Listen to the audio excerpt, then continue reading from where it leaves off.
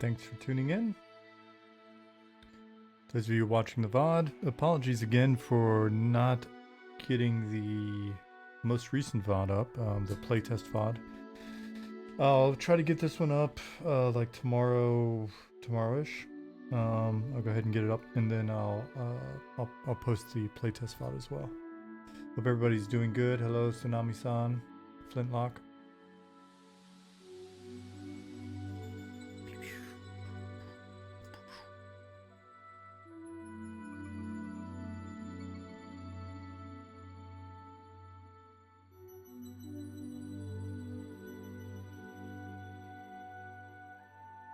Those of you watching the VOD, thanks a lot. Especially if this is the first one that you're watching, that you've watched. I appreciate all the comments and stuff. With the playtest and everything, I think we've also got a backlog of comments to respond to on that, like the last videos we posted. So I'll try to get all that caught up before the end of the week.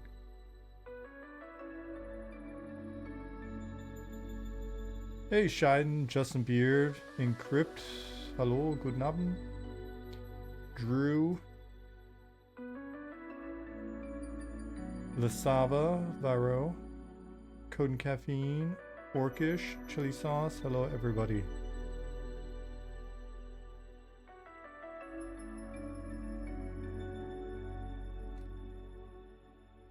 Hey, Cromlech. Let's go. I want to go look at some feedback that came in.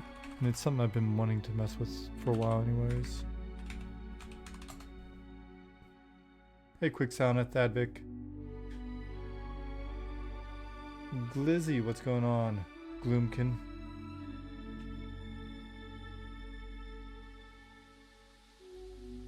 This is why you got VR glasses, so you can watch the stream while you work now? Interesting. AR glasses. What kind did you get? Hey, you shoes.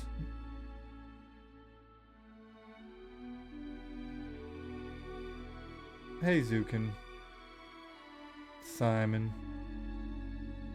Simon, I hate to say this. I hate to say this to the crowd here, but I would much rather be in a meeting talking about a certain zone with you this evening, but duty calls.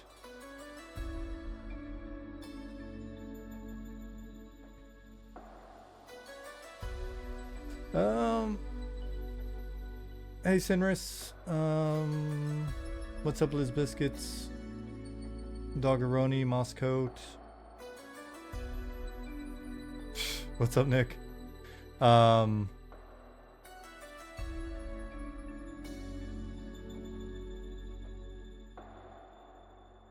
Thadvic said X-Real Air 2 Pro. Let me look that up. I've stopped keeping up on AR. Figure I just come back in like 5 years and see what's going on. Buy whatever headset is the one that all normies get when it finally comes out.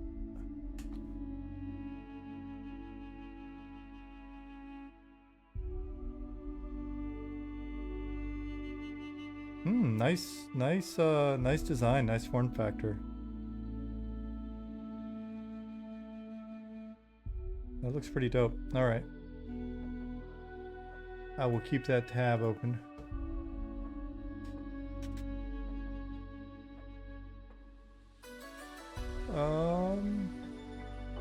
Scheiden said, happy Wednesday, anything fun on the agenda today? Couple of friends and family feedback points, like the weather in here. I've been meaning to look at the fog in here for, I don't know, 2 years. So maybe looking at the fog in here, just like knocking off some low-hanging fruit. There's a whole bunch of stuff that I'd like to be tackling right now, but like there are periods like right now with where we're at in terms of planning and stuff, where a lot of what I could be doing is looking at running through a spreadsheet and catching up with people, or documenting stuff, or writing, or whatever, and that's not things that would really be fun for a stream. So I'm really going to sit down. Meant to do it for this stream, but it's funny, like say that every time, and then the days kind of get away from me. But I'll sit down and like really try to plan out some more specific stream topics, so that I'm working on very specific things during the stream. But just kind of, it's not really the easiest thing for me to do sometimes, is like work on stuff and feel super productive on stream. So that's why in the past, like playtest streams and all of that have been really fun. How's DCC going, if you don't mind asking, before it gets too busy in here? Shoes, we literally, right basically as we were wrapping up dinner, finished book 6 and listened to the epilogue. So we're going into book 7 now. Jasmine will like wake up and make coffee, and with the hour she has before she's got to like last minute get ready for work, she's been listening to she's like, all right, let's listen to the book. So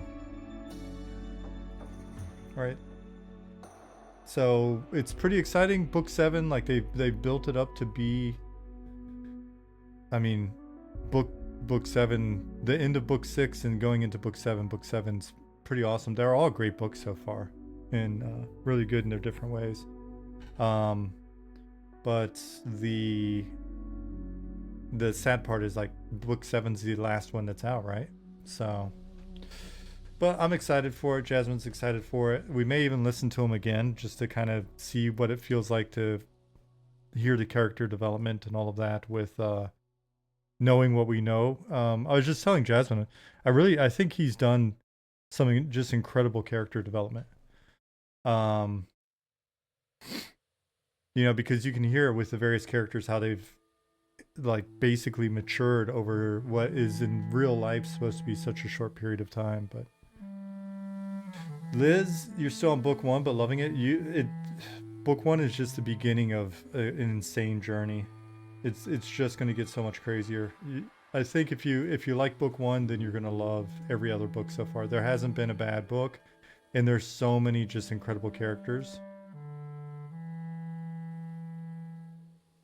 I'm not gonna release any spoilers because I don't want anybody to spoil anything for you know, me or us here. But I would say that without spoiling anything except for one name, but it's not gonna help you any.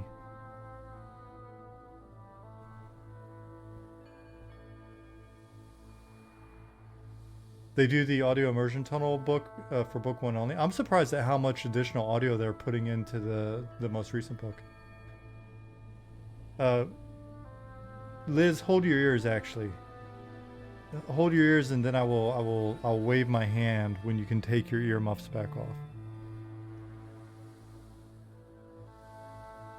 So earmuffs on. We're on. Jasmine and I, we're on Team Prepotente. Team Prepotente all the way. So we're excited. We're excited to see what happens. All right, earmuffs off. Earmuffs off, Liz.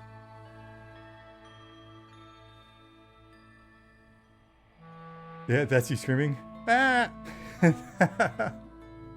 Okay. Don't say anything. That way Liz won't hear anything crazy. Perfect. Hey Dargith. Hey Corvid.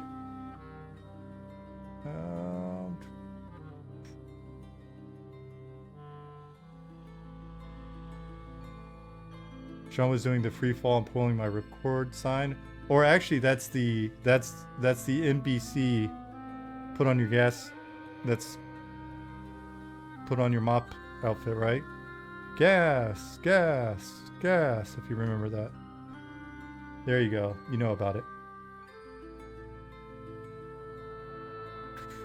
Okay, yeah, so let's bring up DB and see why it rains in here so much.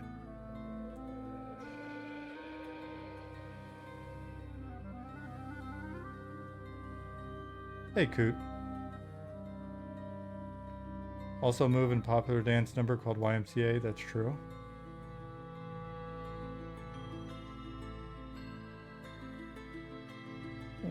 right, let's look this up in the DB.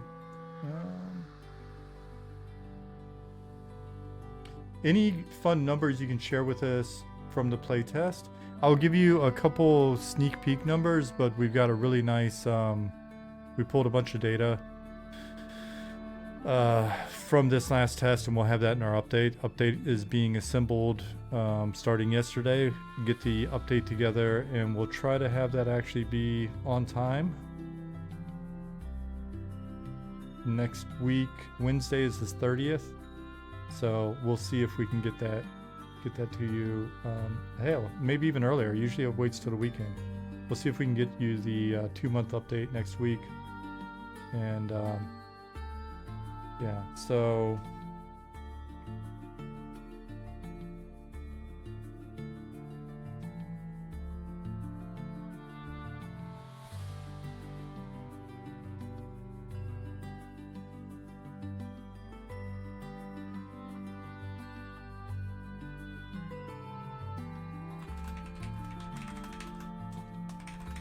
sorry, I was just answering a question really quick. Let me go back.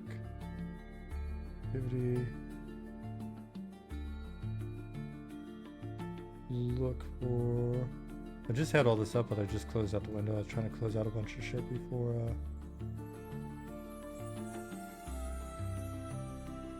before stream started. So I will give you... like I said, I'll give you a couple numbers, and all the rest of it will be part of the updates.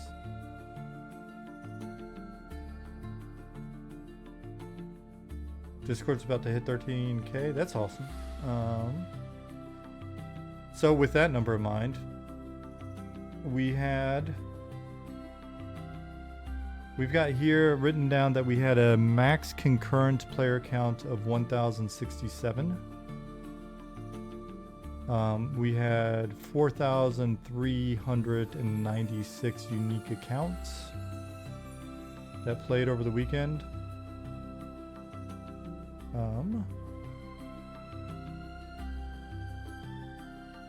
With an average hour per account breakdown of 9.9 hours.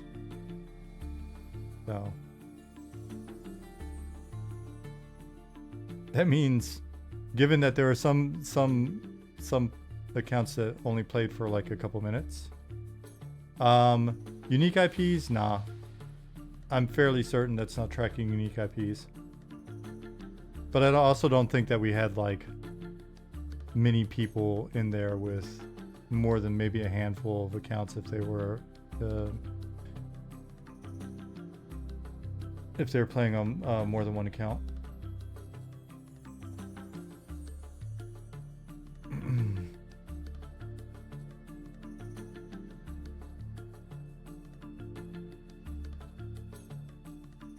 Right, there was nobody in there like running 50 accounts that we know of. That kind of thing. There will be info on classes. There will be info on races. There'll be info on concurrent concurrence per server. Our PvP server max topped out at 73. There will be the number of like per accounts, like how many days they played, class totals, all servers, race totals, all servers, top looted items, top 10 per server, class breakdown per server,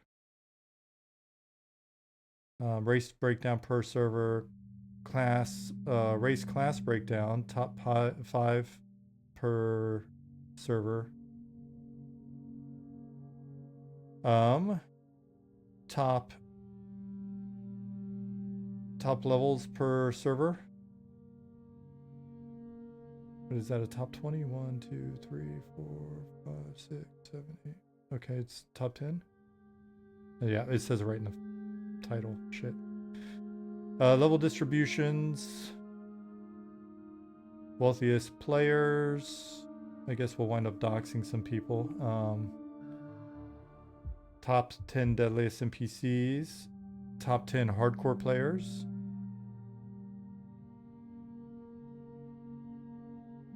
Top 10 PvP killers. Top 10 trade skill players per server.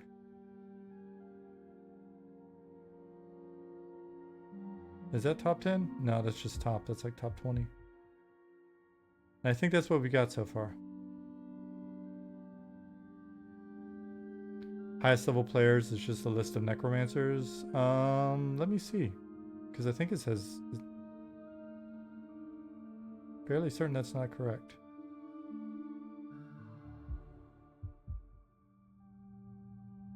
Nope.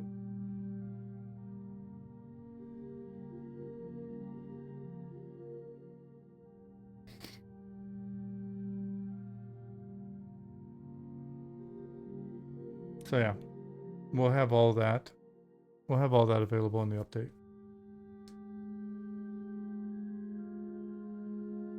I think top 10 is deceptive as there wasn't a wipe, was there? I mean, but it's still top 10, right? I don't think it needed to be like who got the most during that session. Unless I'm mistaken, I don't think it was based off of people starting that session or whatever.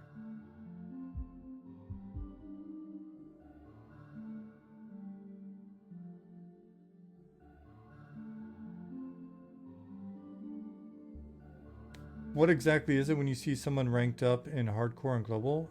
You mean when somebody gets a level and it mentions hardcore?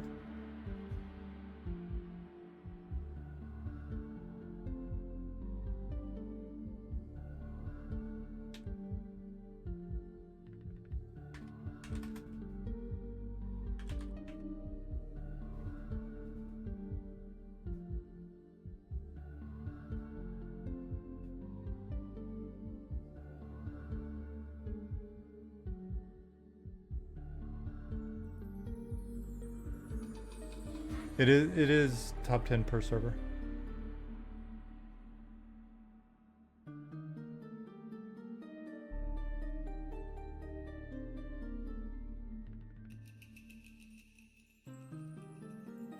What's up, Dragon? Who else snuck in? Kinji snuck in. Dargith, Nightly, Nomely What's up, Isan? Isan, Bill. Cool.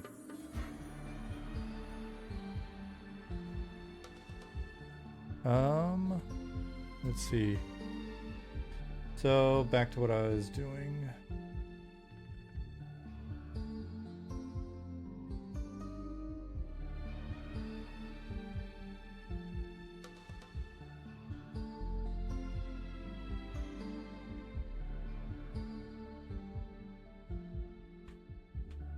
Any idea when we'll get another weekend test? None. Sorry. You will know the... Well, that's not true. I'm not going to lie to you. I'll know before you know. But we'll have you know as soon as we possibly can for the next one that we have. Or whatever. I mean, whenever we figure it out and lock it down and stuff, we tell you guys right away. I mean, we're excited. We're excited to have the tests. We enjoy having the tests. You know, we get a lot of value out of having the tests. It does cost us a bit in terms of like polishing and getting shit ready and, you know, just kind of being ready. And now it costs us a little bit with regards to like customer service time for the tests and all of that. But the value that we get out of the tests is completely worthwhile. It makes up with, you know what I mean? Like it's never something where we're putting in more effort than we're getting value out of. Hey, Lich.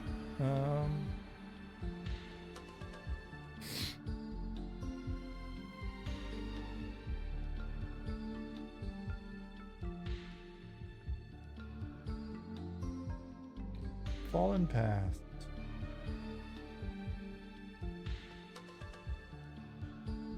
Going good. How are you doing?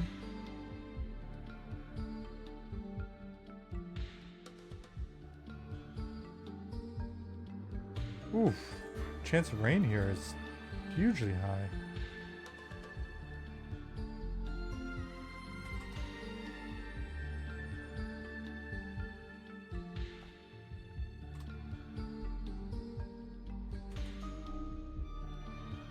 I mean, you know, it's cool to see the lightning and stuff.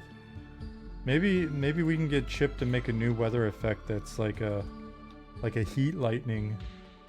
You don't have to actually sit in the rain.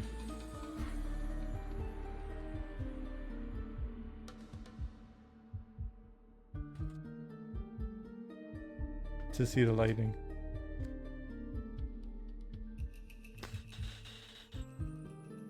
Dragon says, just need to have enough vacation hours to take off the Friday. Yeah, I mean, and again, we'll try to let you guys know well in advance before next playtest so that you can set things up.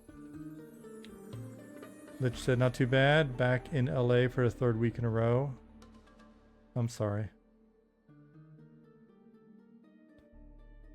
Vidric Gaming said, being a longtime EQ player and playing a bunch of Pantheon lately, the TTK on mobs seems incredibly fast in M&M. Is this something that's still being tuned? I don't get the point of a lot of debuffs, dots, etc. when the mobs die in seconds in a group. I think it's, I mean, if that's what you're seeing, then keep providing us with that feedback. When people ask if stuff's still being tweaked, I mean, we go into early access in 2026, so we're absolutely going to be tweaking things. Yeah, and it makes sense. I mean, it's one of those deals where if the TTK is low to the point where dots and debuffs and things don't matter, then obviously we need to address it.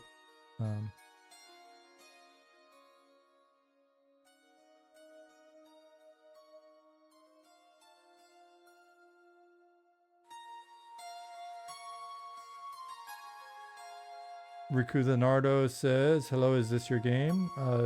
Yeah, this is our game. I noticed there's no transition from rain to shine. Like in Sungreed, it'll go from a storm to bright and dry in daytime in an instant, kind of jarring. Yeah. I'll be honest, I think I've gotten so used to seeing it that I haven't really noticed. But it's a fair point of feedback. So that's something we could look at. Sorry, I'm looking in a database right now.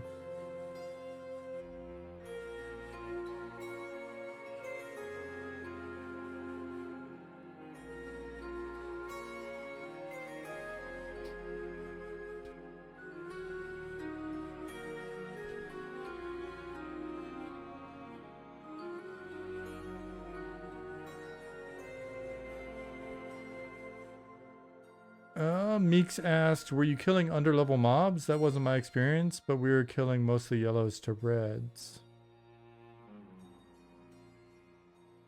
Lasava says, we'll see how things scale up at higher levels. You rarely needed CC or debuffs in lobby dungeons like Black Burrow, aside from maybe some lulls. CC isn't needed either when you kill mobs so fast in Wormsbane, Tsunami-san says. Okay, well, you guys, you know where our Discord is, right? Here's a link to our Discord. If the bot's working. Let me see if the bot needs to be reconnected or something.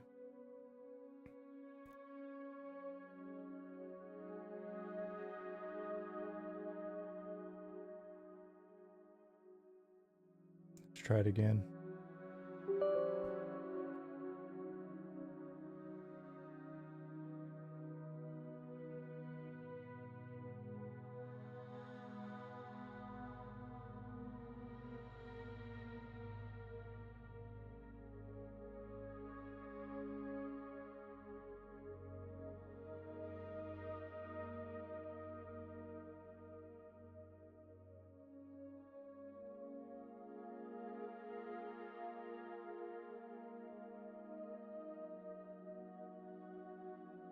Let's see if the button works this time.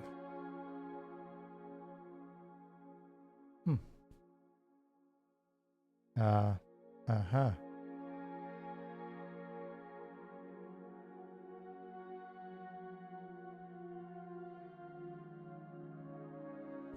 It's that time of the month and a half.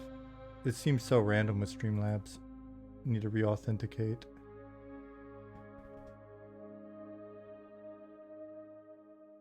Give me a minute and I swear the button will work again. All right, third time. There we go. Yeah, I mean, again, I think, you know, my answer isn't necessarily, I'm not trying to be flippant or anything when I say, you know, that's the way it should work. It's just, that's my understanding of why you have dots and debuffs and things.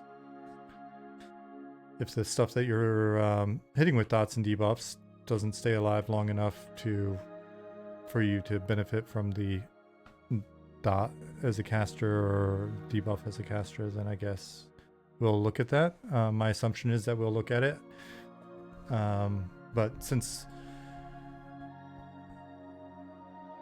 I don't know exactly what your situation was at the time, I can't really speak to it. And I think if the standard sort of, if everybody's seeing it, then it'll be addressed. If it's situational, then it may be that we're aware of it and we're okay with that situation, if that makes sense.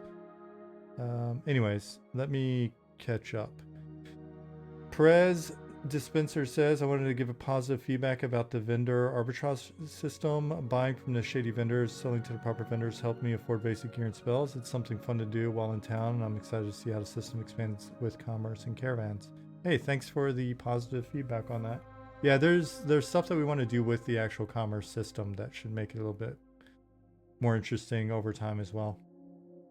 How much of the game will be included in EA? Rosary said.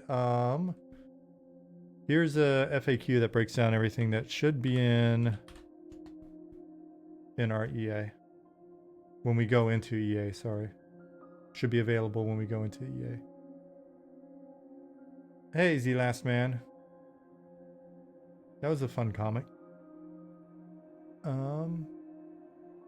Z said, nice, I made it to one of the live streams. Love the game, can't wait to play again. Hey, did you play in the most recent playtest or?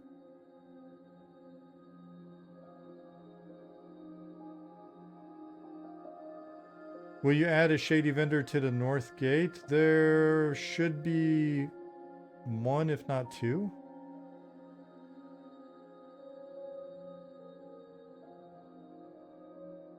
Have you tried selling anything to Clint? He's over in the corner. We're gonna make his area more we're gonna make his area more visible, more apparent. Z said, I played the most recent and in a few others. Managed level 8 on last test and 12 in a previous test. Oh, cool. Yeah, the one is every once in a while. I think one of the former team members put that one in as an every once in a while. We can just make, I don't know why that shitty vendor wouldn't be persistent. Amnesiac said my group was mezzing if we got more than one yellow con simply because the tank got hit pretty hard and it seemed beneficial to do so. Yeah, I mean, I don't know. From a lot of the areas that I'm familiar with, my assumption is you would absolutely want to have crowd control and other stuff. It's not like you can just go in and walk through a handful of mobs. Beedrex says, seems like a fine line though. I know Pantheon has a lot of debate about this from group versus solo / team project. It's team aspect. How much the tankier mobs are. It's just interesting to see differences, I guess. MMC's a lot more small group friendly so far rather than forcing full groups. Yeah, I mean, we don't force... There's no hard force on anything. It's not like a binary solo mobs, group mobs, or whatever. It's collections of mobs with, you know, different abilities, different group comps, different level comps, different positions. So it allows you to be creative and find ways to, air quotes, cheat. You know, if you're in a less than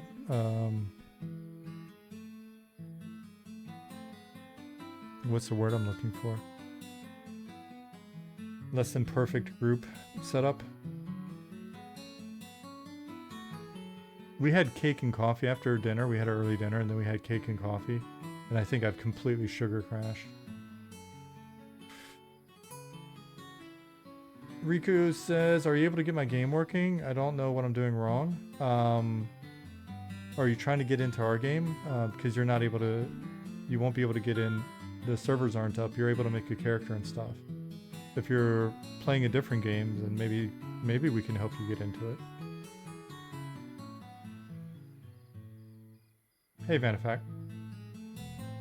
I noticed the commerce level did affect prices, but getting charisma didn't change prices. Tested with 21 to 52 charisma. Yeah, I don't know if charisma is actually affecting prices at this time. And then the commerce affecting prices. The current commerce setup is basically something that Ali put in when he just kind of stubbed in something. So it's a setup that we're going to completely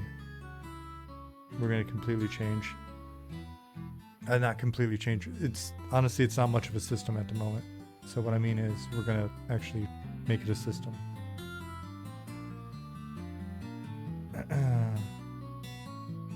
Commerce, even with merchant skill, but levels way too slow. Yeah, because it's not a system yet.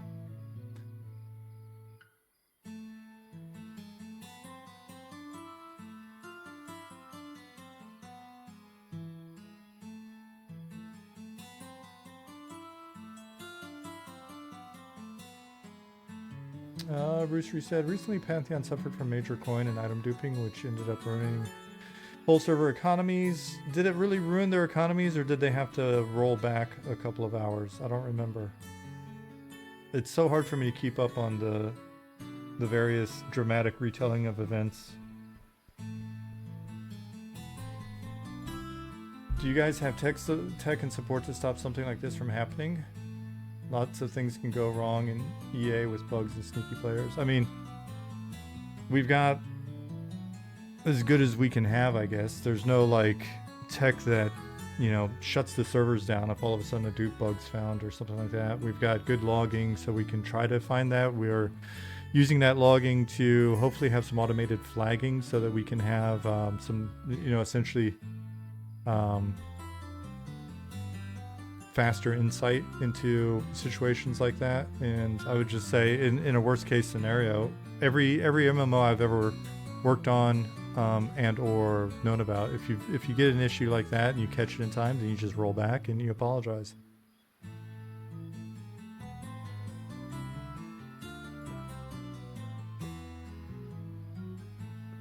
Will you add weight reduction bags for coin and items, possibly? Eventually, probably. Maybe. We've got a lot of like future ahead of us, so it's very possible that things like that may come to be.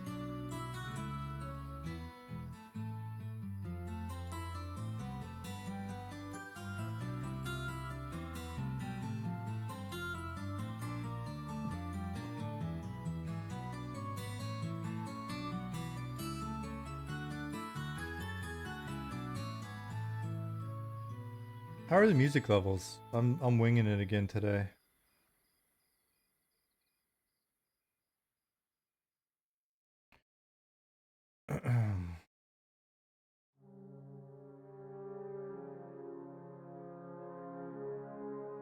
Rosary said the most recent one did, but the prior major, but not the prior major issues.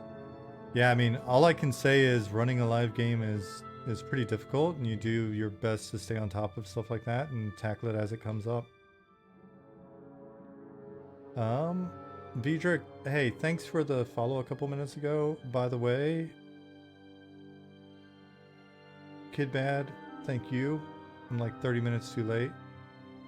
Clayzit, thank you as well.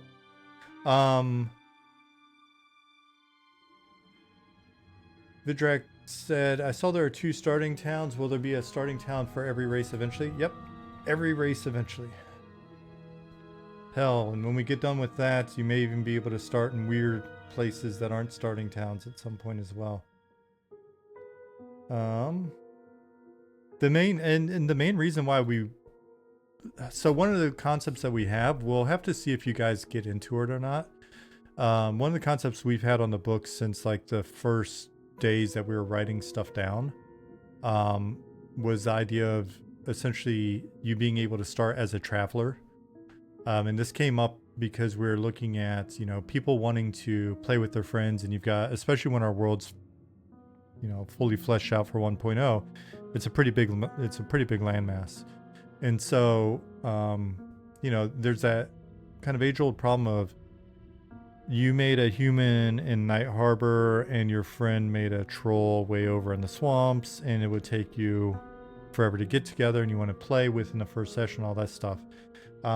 One of the ideas that, you know, Nick and I talked about early on was this concept of you being able to start as a traveler. So you can start anywhere. Any city that's on the map you can start at. But if you start as a traveler and it may be this way for basically everybody, not just KOS. In your KOS or whatever, you start away from, you start near the city, you start around the city or in a secret spot. But you don't have any of the quests available to you. You're basically foregoing all your starter quests and all your starting support.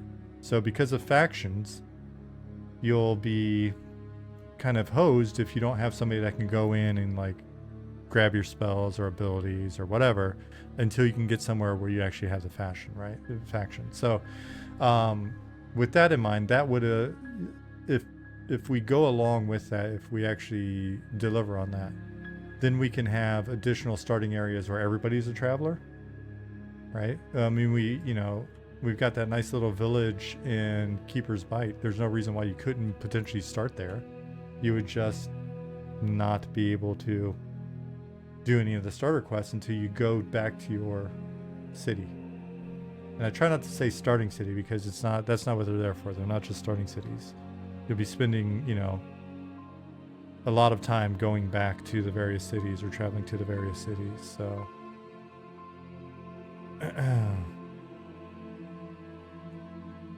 Classic said, hey everyone, I'm new here, just discovered the game after the test ended. I'll try for sure in the next test. Hey, welcome. Yeah, hometowns. That's a better term, Lasava.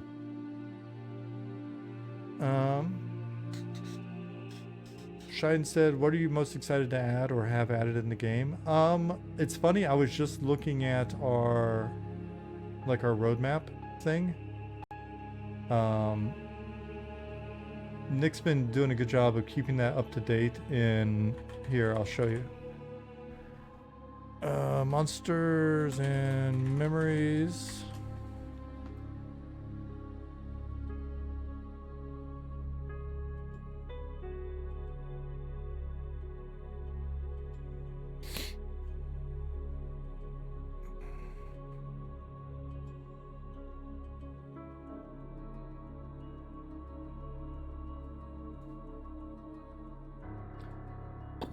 Oh, it's so bright.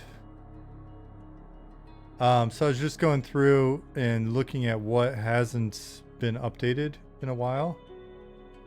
And you'll see here,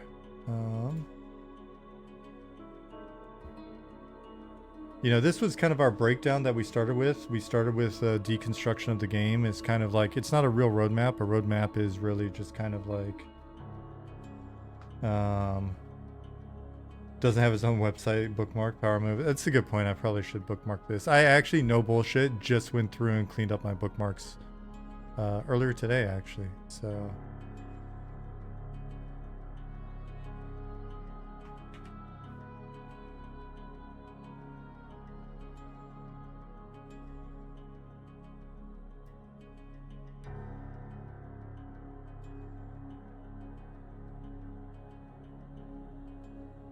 there you go. Thank you for the reminder.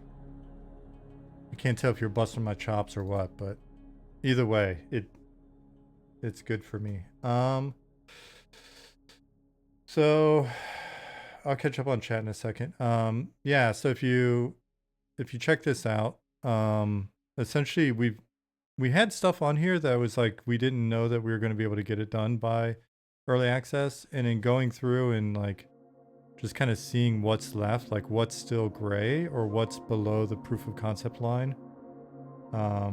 because this is from all the way back when we were calling EA, like the work heading towards EA, like proof of concept, etc. I mean, everything's either done, initial implementation, ongoing, or excuse me, like very likely at this point to get in. So there's a lot of stuff that we've got in, but it's in and still needs work. There's some stuff over here if you see, like kind of the more pie in the sky stuff. Play as a monster, or Project N, play as an NPC, storytelling system, some other stuff. But for the most part, I mean, we're in a good spot. I think these could probably get label. They're being discussed, but they're not in yet, so I'll go ahead and make them gray. But they're definitely, we've been building our tooling with it in mind, so not far off. But anyway, yeah, so to your point of like, what am I most excited about? We've got stuff in now that we need to deliver on, you know, and that way we don't have any more like YouTube videos being made about like, this just seems like one of those concepts that you put in and you don't actually make anything with, and blah, blah, blah. You know, the usual sort of like people that critique games critique. So yeah, our job is to deliver on this shit, like make the mud actions actually cool, and get them in, get the fact that you can do so much with religion, like work on that system, make it cooler, have content that's linked to it, you know, that type of stuff. But I think the other thing that we'll have to just remind people of, even as we go into early access is for us to finish the game. So if somebody comes in and is like, you know, critiquing, they just went into early access and I've noticed that this system is not fully fleshed out 100% to my liking. Yeah, no shit. Cool. I hope you get a thumbs up or a sub on that video, homie. I hope that does well for you. Right? Like, oh no, I sugar crashed way too hard going into this stream. I'm feeling sassier than when I drink Red Bull.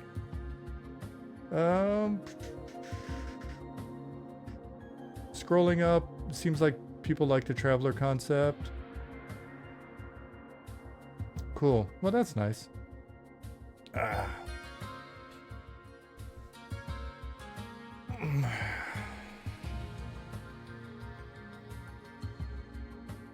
Some gain our trust preliminary quests would add some fun story to the travelers. Yeah, but that's the challenge, right, Vanifak, is over time we can do more with it. But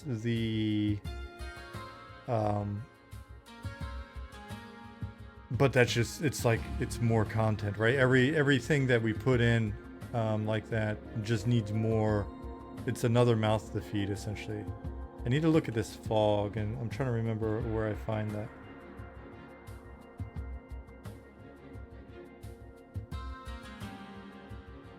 Where is the fog over here? We got volumes.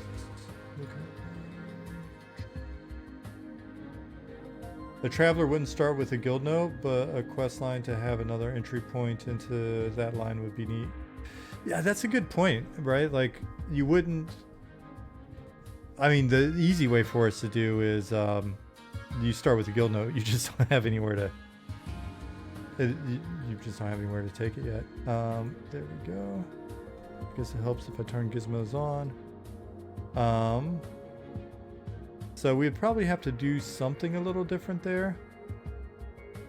And maybe the traveler's note would just be like a reminder that you're not going to get a quest. And then we've got to do something about like the starting stuff anyways. Ollie and I have both been pretty, I don't want to say anti, but I guess that's the easiest way to like describe it. We've been pretty anti like using quest flags on characters, because it can start to turn into a situation where designers are just like, they're using quest flags more than they're using like faction or level prerequisites, or items and sort of chain of custody with items and things like that. Very old school. The absolute sort of best practice is just to use character flags. But the problem is, if you, like Vanifex says, I prefer items being the quest flags. Yeah. The problem is, once you start using quest flags on a team, if you don't maintain discipline, then all of a sudden everything becomes a quest flag and it's not items. And even items start getting replaced as like a quest flag, right? Like, you know, in a lot of modern games, it's not actually an item. It's a representation of an item that's just also a representation of a quest flag. And that's how, you know, you can collect items and they don't necessarily go into your inventory or whatever. They don't clutter things up.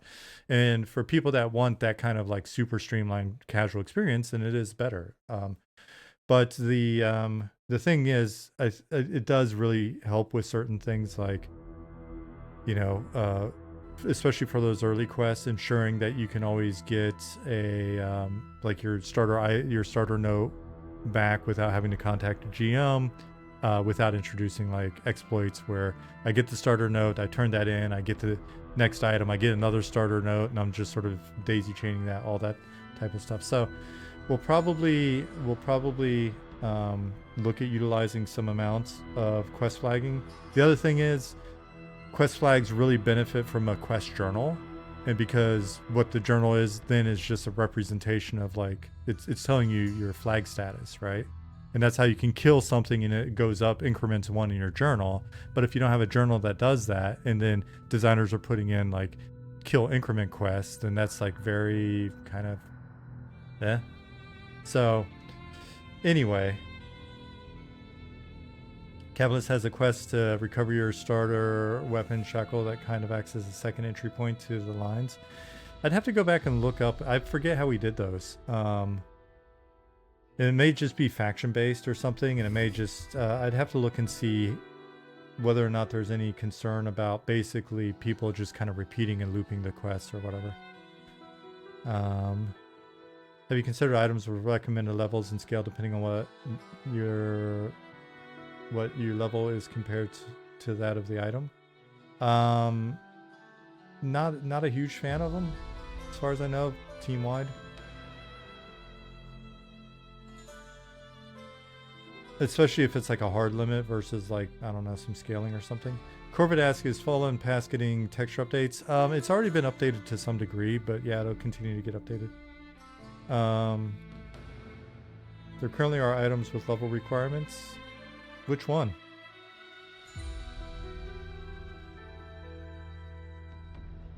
Do you know offhand? The query? We'll have to look at that. That may be something that someone put in and it just hasn't been reviewed yet. To the best of my understanding, and I honestly, I don't know everything that's in the game at this point. We're not big fans of item level limits. So we'll have to see what that is.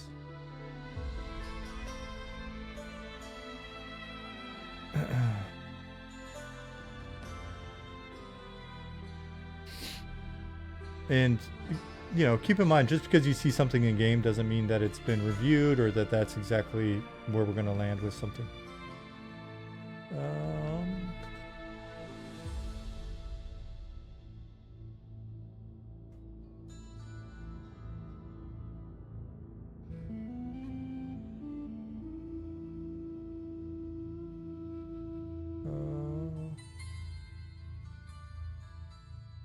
Classic says, I'm new to old school MMOs. I was wondering if after a level I can spend attribute points and build my class in a different way from another player. Is that a thing? No, that is not a thing.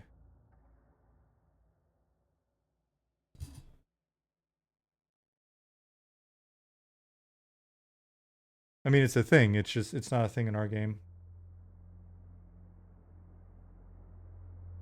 To the best of my knowledge, we're looking to do something that's more rooted in how you gear yourself out. But that's a good question for Discord. I am only one person who can only speak to the little bit of stuff that I know about the project.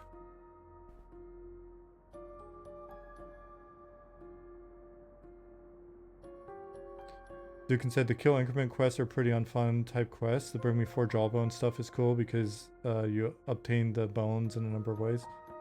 It just feels more tangible. There's some of those items as well that I think we should look at and make sure that they're tradable, sellable, or whatever.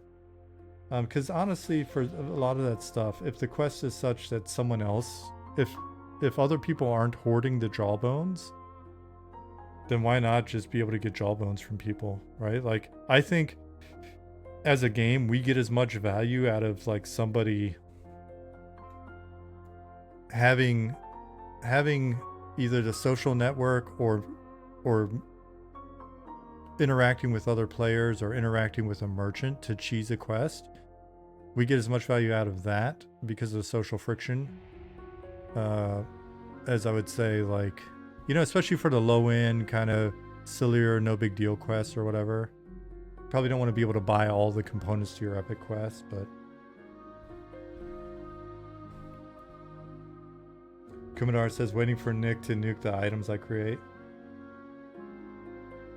Boomba the bone guy. Maybe we need a bone guy. Just a little weirdo. Buys all bones. That's all he buys, bones. I could see like a little bone goblin. But I guess if you wanted an ogre, we could do an ogre. Surfer said, I remember using some super janky tactics, get the Ice Comic Quest staff in EQ at level 10. Felt like a god, good memories. Right, isn't that a nice feeling when you're able to cheat in a way that's just not horribly broken? Think Bones is supposed to buy bones? I thought he just had quests on him.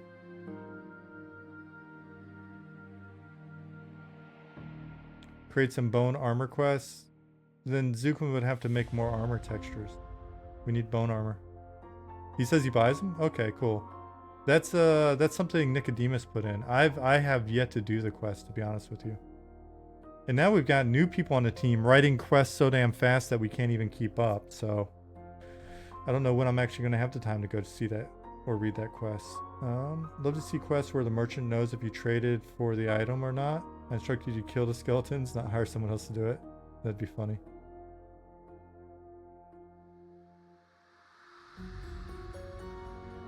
Bones does buy bones for research purposes. He doesn't sell.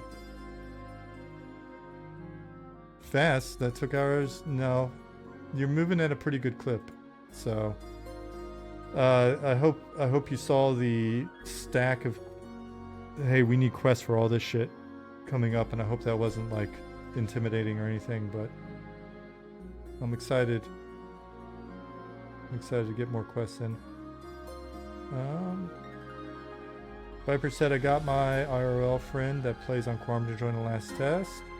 It was his first time trying M&M. He wants back in already. Right on. How do you know him from? Did you guys like...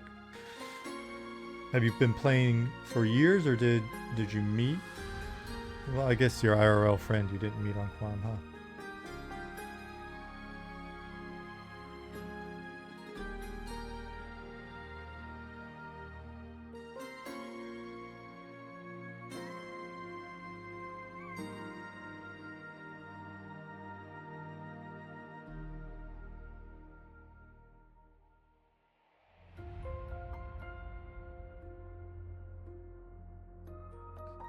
What about quest flagging to make sure you progress the whole chain before you can use keywords? I mean, that's obviously a thing that we could put in there, but then we also want to make sure that it's...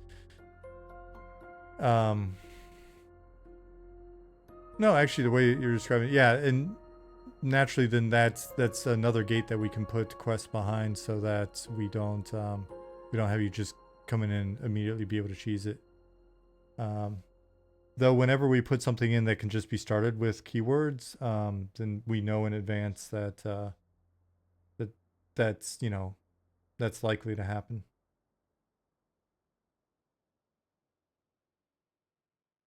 Did Viper respond? Don't want to miss it.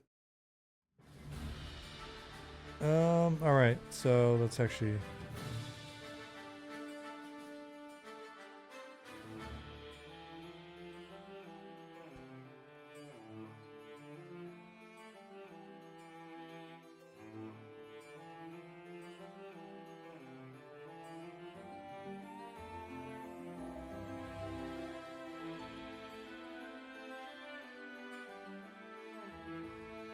So there are two different things that we need to do when we come in here. I'm just gonna make some notes. I'm not gonna actually adjust anything.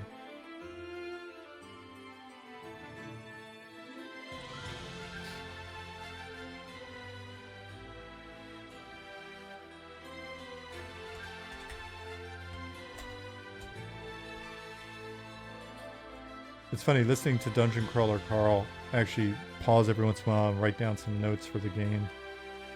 So Fallen Past. Look at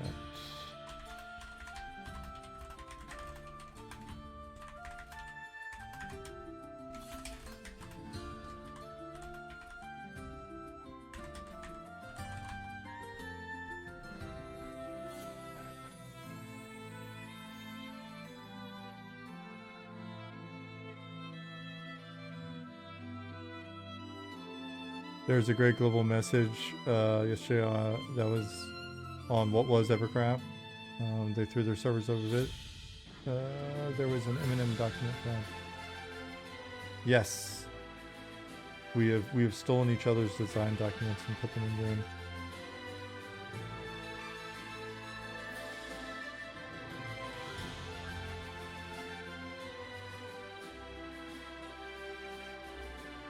What version control system do you use, and does it include large assets like art stuff as well? We just use GitHub, and everything's in there.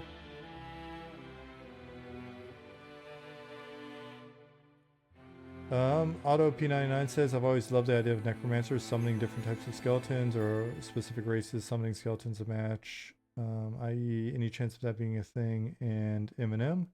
And Zukin said, already on it.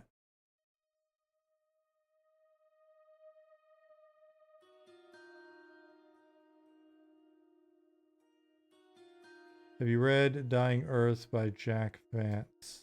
It sounds familiar, but I know for a fact that I haven't.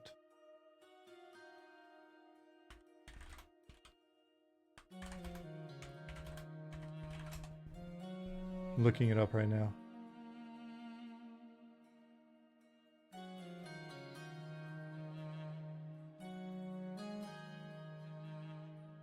Published in the 50s. Interesting.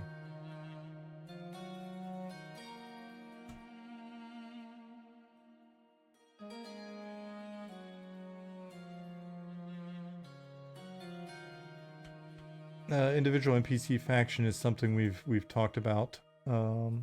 That's actually, if you look on that deconstruction I was showing earlier, that Trello board, that's the relationship system.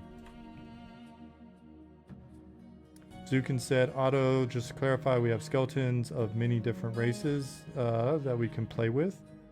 How we implement them is still work in progress, but Necros can summon a bunch of different stuff at the moment. What does this look like if I...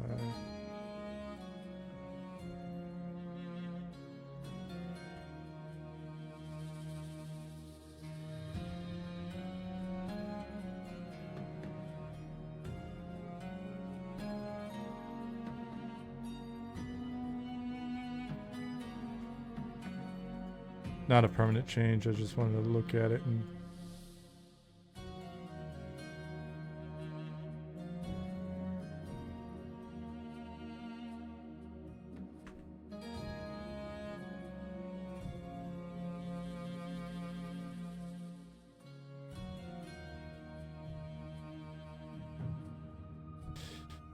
Once we get caravans in,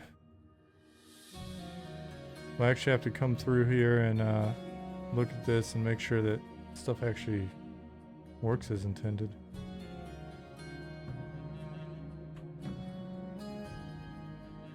So you were asking about textures earlier. the rocks, everything's got new textures on it, but there's just additional work to do. Do you think Caravan's going to fit through the doorway? No, I don't think so. It's been mentioned a few times. We've never updated that. But fortunately, this is still a pretty simple structure, so it'll be pretty easy to fix. I also think the ramps are a little crazy. So we'll get on it.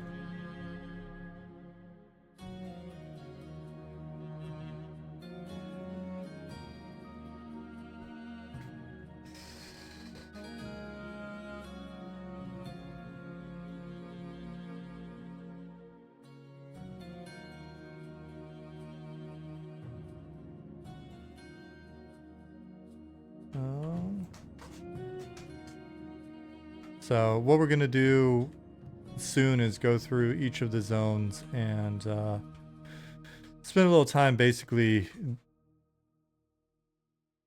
probably with like a little strike team approach, come through with a small handful of us and spend like a few days or a week hitting big ticket sort of items and just kind of auditing and fixing up like everything from the population and rares and all of that all the way through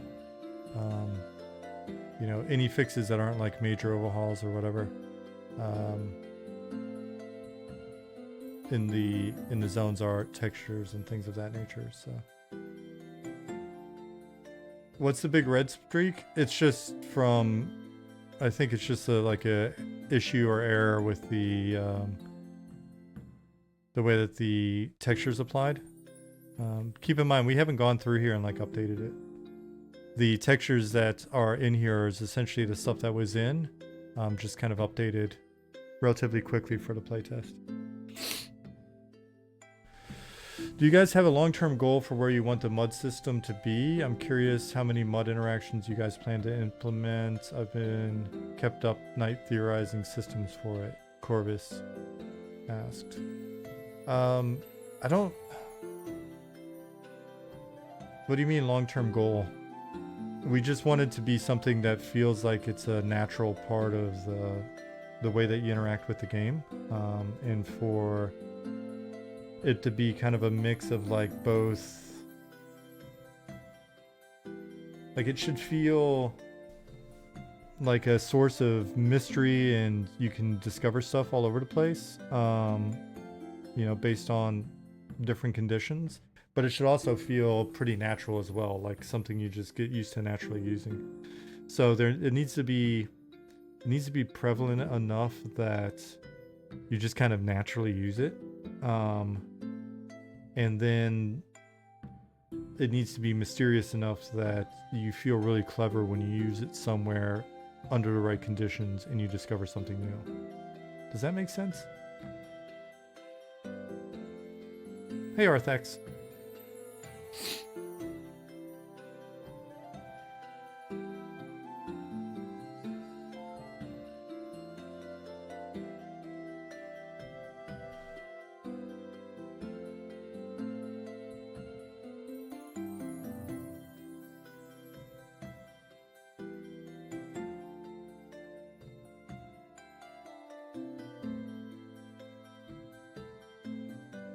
Rico Donardo, thanks for the follow a while back. I meant to say it, but forgot. Hidoken, thanks for the follow as well.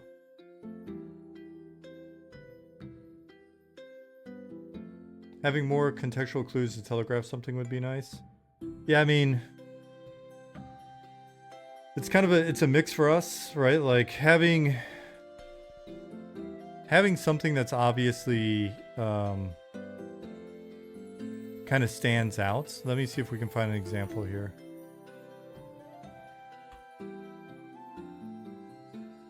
Huh. Do we have a subscene that needs to be loaded?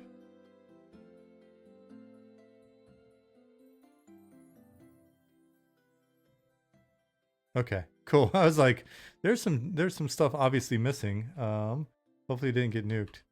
All right, so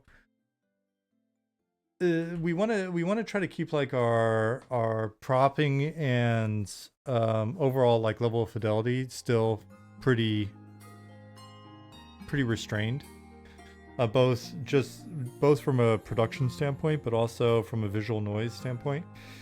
And so when it comes to like contextual clues, like if you're right here, like walking around inspecting or like pulling rock randomly, probably it's not going to do anything for you. It could be that if you're right here and you hit look, it may, you know, do something like kind of paint the picture. You see a stable, you know, and you got to watch it because, right, like we're not necessarily pulling your position, right? So it'd be something like kind of general there. Instead of even you see, maybe because you could be looking this way, it'd be like there's a stable nearby along with an outpost or something, right? But then when you get here, like the fact that there's stuff here as opposed to not there, then it may be, you know what? It may be worthwhile to kind of hit look and see if there's anything here.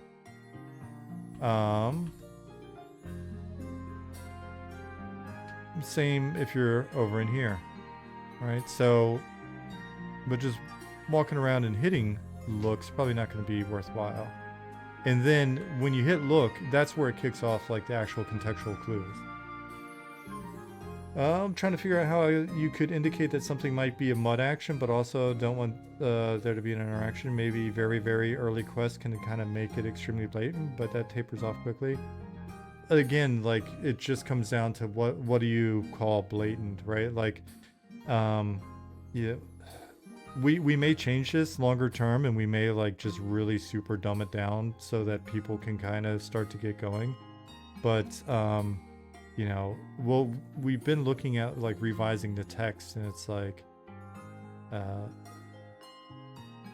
you know, if the first quest that you're given is like, hey, go here and look at the table, right? And you're like, but I don't know, like, should I just face my camera that way? Like, is that a mud action? And right, like, so there's a little bit of a learning curve that I think we just will probably always have. One of the things that I found in making like games that are actually really, really, really tutorial focused, you know, because I've worked on stuff. I re-implemented the tutorial for DC Universe Online, I don't know, 6 times before that game went live. I think they've done it a couple times since then, right, over the last like whatever it's been, 13 years or something. And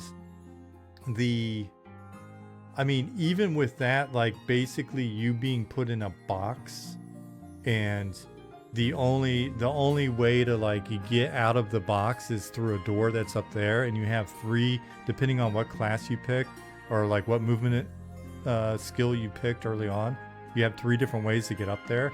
Like the amount of time that it took us to try to find something that was even remotely like helpful to X percentage of adult players to get them to be like, you know, and that's, I think I could have sworn it was like, you know, popping up, push the whatever key to push the button to get it right. And it's like, it says to push the button, but like, do I push the button or how do I, but with my thumb, right? So it's like, all right. And we, you know, you think I'm exaggerating, but we watched people play.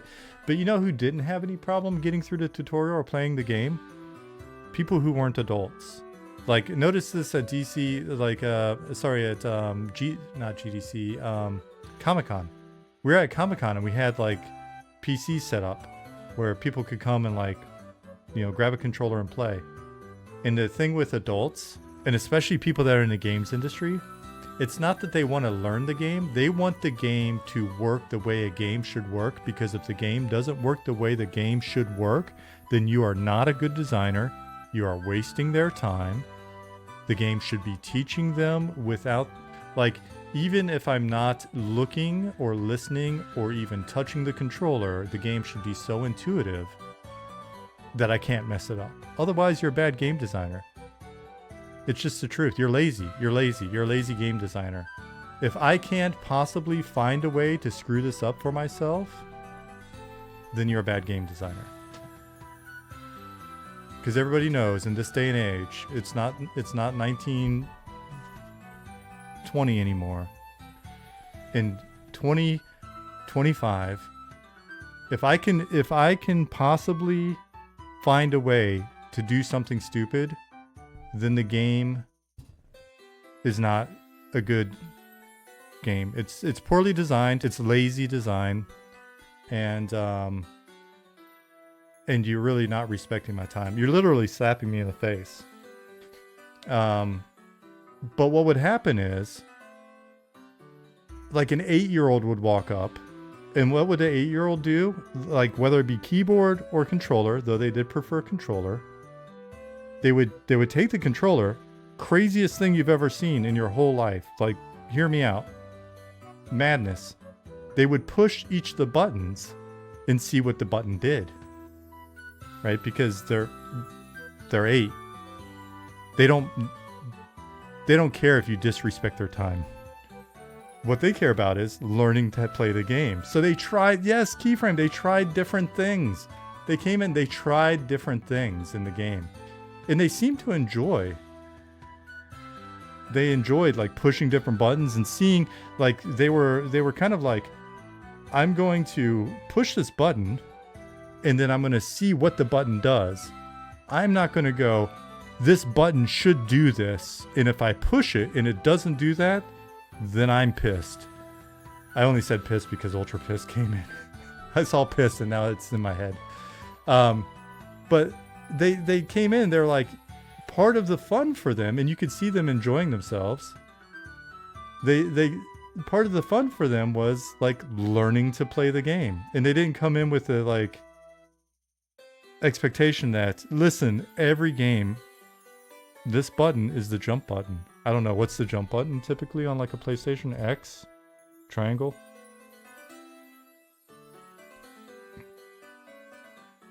Hey, Malkale. I'm just ranting and, like, missing everything you're saying in here. You're probably saying all sorts of stuff. That's great. Do you want guards to help in zones outside starting areas? Notice guards stop helping with skeletons. Well, it just depends on the zone. If those guards don't like skeletons, then they'll probably kill them. I mean, you can train all sorts of mobs until they're, into NPCs and stuff. Corvus said, like, an hour ago when I started my rant, makes sense. I've been thinking about stat requirements for different mud responses and hidden mud faction systems. Yeah, and that's all stuff that we can do. Do you think perception skill might be helpful for mud interactions? We're not utilizing it, but and it's not skilling up, but we do.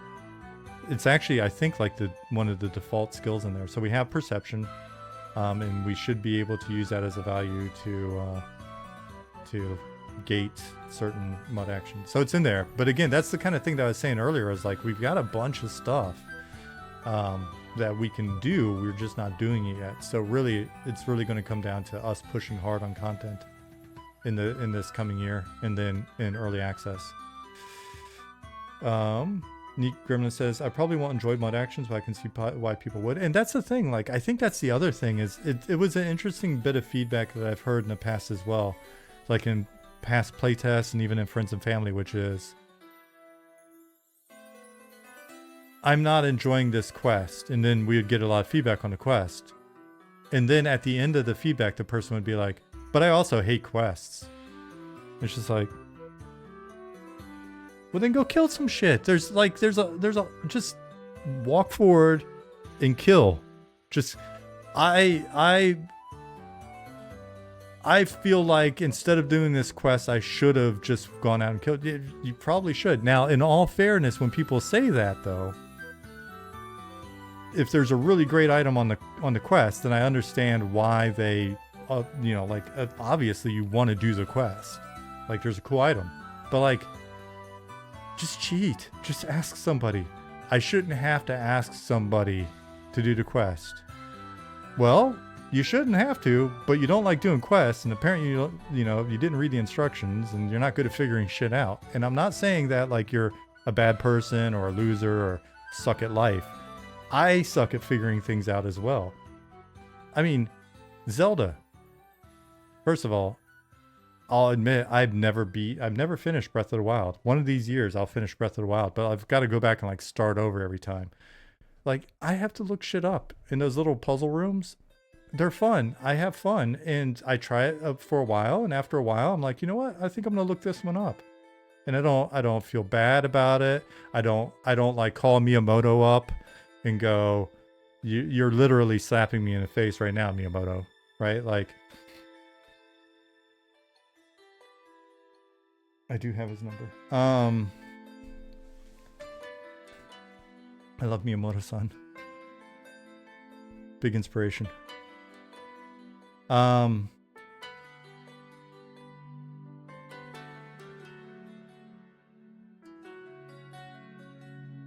yeah.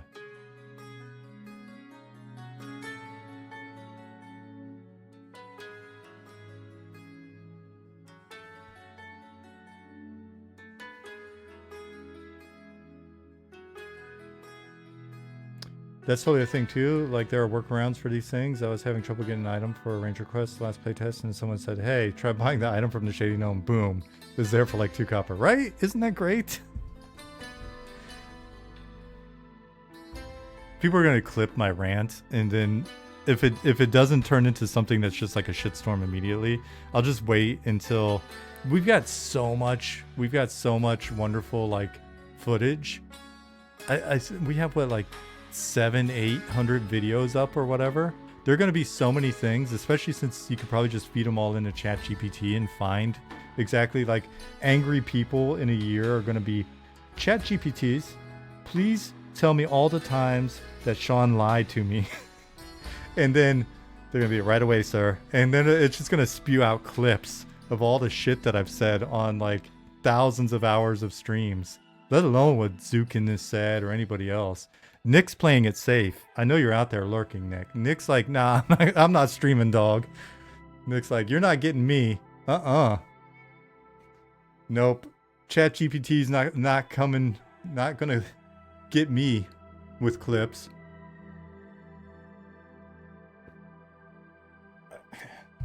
Oh my god.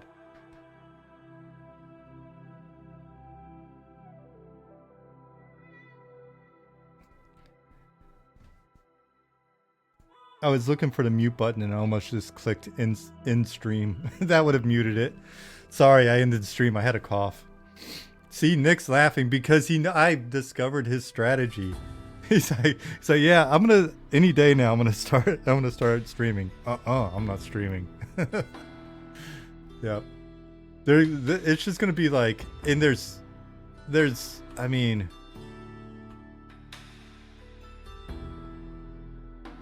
You know, back in the day before there was any like actual pictures of us on the dev team, or let alone 10,000 hours of VODs to pull images from, like we already had like the FOH forums, you know, drawing stick figures, pictures of us with like, you know, holding our giant penises and breakdancing and all sorts of shit like that.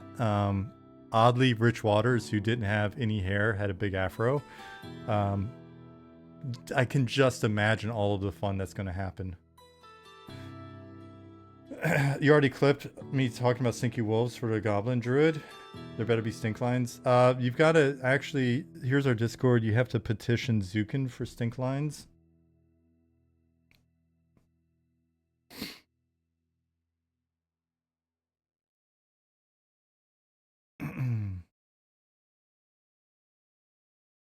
I do think a stinky looking wolf would be pretty cool though. I don't know how we would do it. Jasmine's laughing over on the side. Like, I'm just trying to picture, how do you got a fly buzzing around. Little flies, you're right, I think. Little green gas emanating. Oh yeah, hashtag we want stink lines. Hashtag stink wolf. Do it. Can you do hashtags in Discord? Yeah, so I came in here just as this was a background piece for talking about looks, huh? Maybe a little mangy, scroungy looking.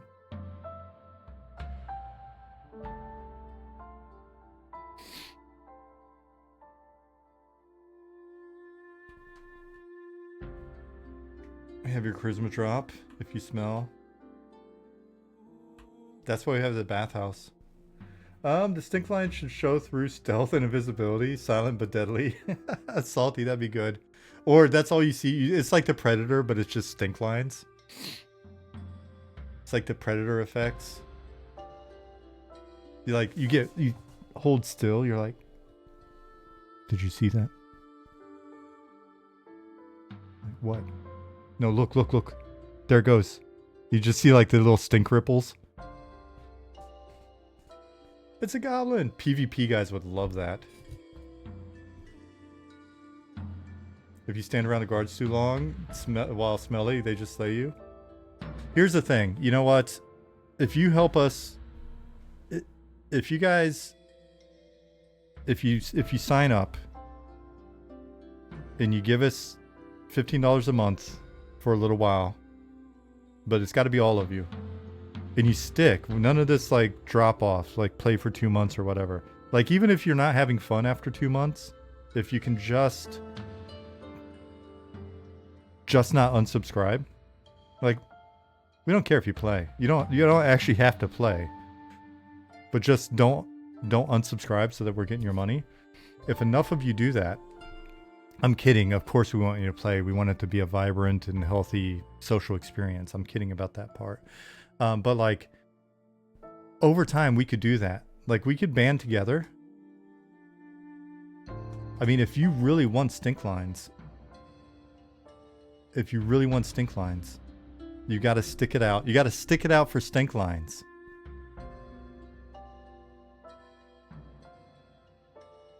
$5 for playtest? Nope. We're not going to charge you for playtest. We just want you. We want you in for the long haul. And so it'll be, you know how there's stretch goals? There'll be stink goals. And so when we go into early access, even if you run out of content, if you're like, you know what, I'm good for a while, just realize that as long as we can keep that sub number up, then that will give us the money that we need to get all of the stuff in that we need to get in. And this is kind of actually halfway serious. We want to get all the core stuff in that we need to get in. But then over time, like some of the weird ass, NPCs are like, could you make this playable? Or some of the, different ideas that you have. Like we want to jam the game full of crazy fun stuff like that over time. And not just be like, hey, look, now you can be level 80 or just purchase straight to level 80 and go to some new, hey, we just discovered a new continent. Cool. Do all the same shit all over again. And don't get stink lines. Stupid expansions. Not even focusing on the right stuff. Got to be focusing on jamming some playable rats in the sewers underneath an existing city and adding stink lines to wolves. Leaf Cortex, Malik, thank you for the follows. I'll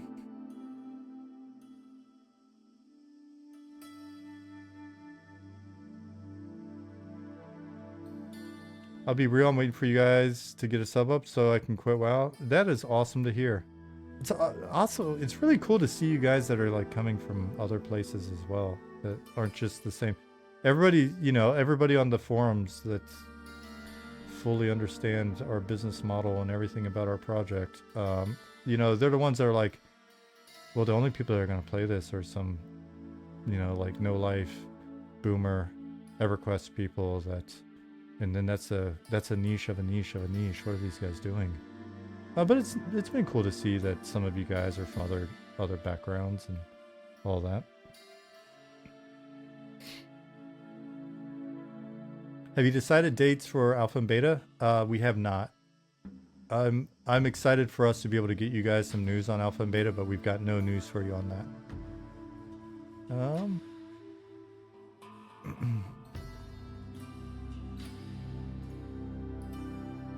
Malik said, looking forward to the next playtest. Really enjoyed the previous one. Appreciate it. Was it the previous one the one that we just had on the 11th?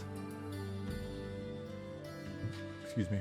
Do you have thoughts on branching quest lines to add a bit of unknown variety? I think they're good. It's just, like we were saying earlier, it becomes multiplicative, right? So I like it as like a inconsistent thing. But like if you're to think about it, if every quest was also branching, now you've got 2-3 times as many quests. Endings for, you know, are they really that different or whatever? So there's already like branching quests, oddly enough, like kind of initial messing around branching quests in, like the rogue quest is branching, believe it or not. You have a choice. You can either, well, I'm not going to spoil it, but it's branching. You can, well, I mean, it's not a spoiler to say you can end the quest working for one faction or the other. Excuse me.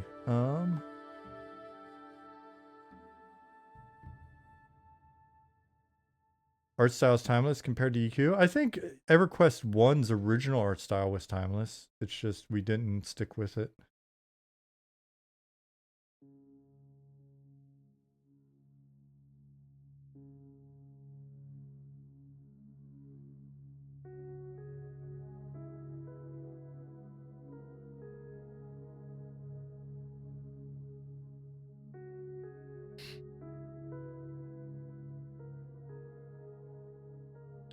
Antidexterous.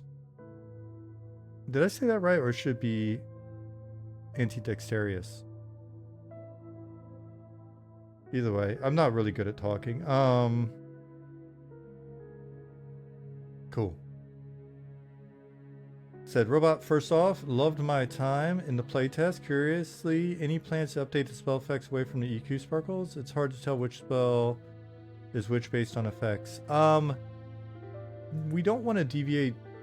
We don't want to deviate too far from that old school kind of look. There's something magical about it, like not trying to represent things the way that modern stuff does, but we will be looking at getting more effects in and scaling the effects and doing some other stuff. That's something that Zukin, if Zukin could make 2 Zukins, one of the things the second Zukin would do would probably spend more time on spell effects.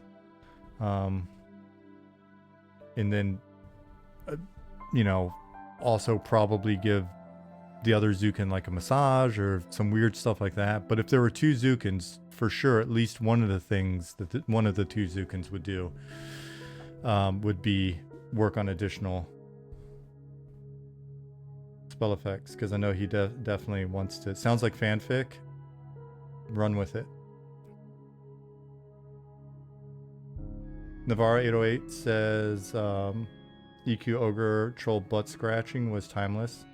We've joked for a long time about putting in a quest for you to unlock the animation to butt scratch.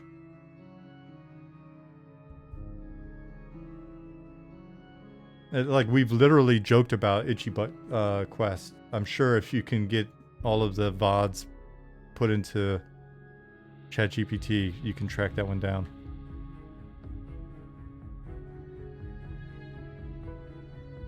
So that's the I'm not kidding. That's the kind of stuff, like if we were successful and we just had, if success somehow brought more time via like better capacity or whatever, that's the kind of shit that we would spend our time on.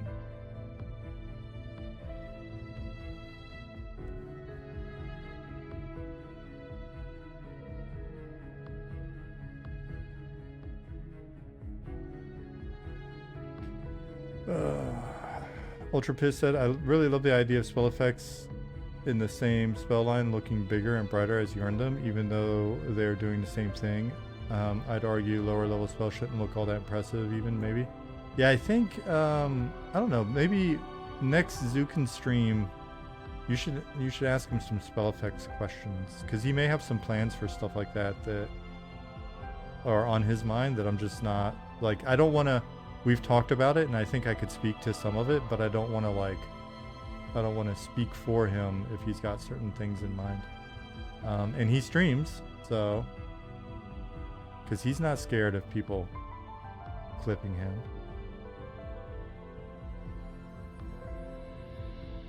What's up, Wallabus? Dark Inside, are you still there?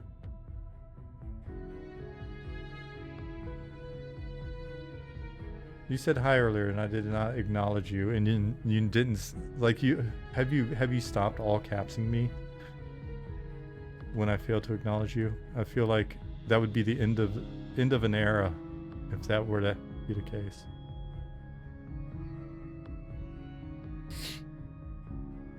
Zukin said, that's always been the plan. I've just been making the flashy version usually and then trim it down for the lower level stuff. He's taking that old subtractive approach. Smart man. Guys, you know how hard it is for me to stream right now when we're about to start book 7 of Dungeon Crawler Carl. Jasmine's like standing over here just like, stop streaming. We gotta go start the book. What are you doing?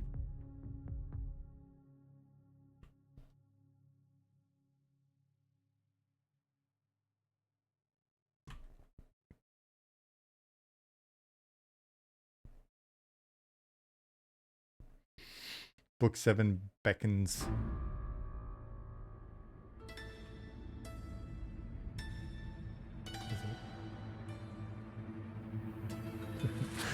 Jasmine, so I can't tell you because everybody's not caught up on the books yet. Oh, I can say because no one's ever gonna. Jasmine didn't know what a juggalo was. So we're laying in bed last night, like listening to the book a little bit before Jasmine falls asleep, and then we have to like rewind it for like 10 minutes when I realize she's conked out. And so no spoilers, but there is a juggalo reference. And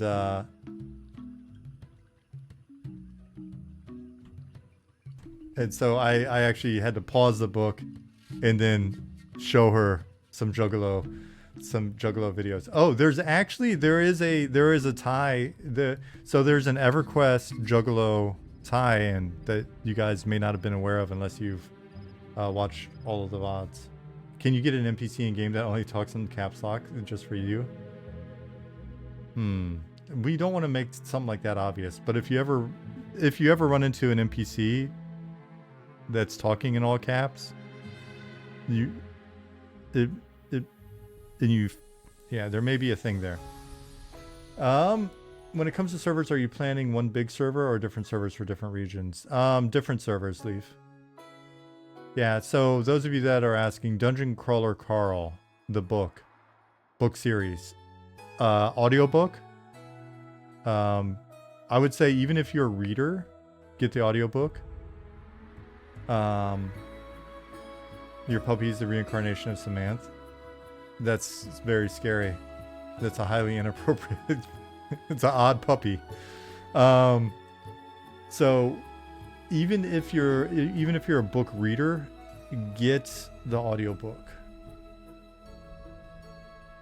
Jeff Hayes narration. You're not sure if there's even a written book? Oh, that's an interesting point. Is there a written book? The narrator is that good? The narrator is the best narrator I've ever heard in my life.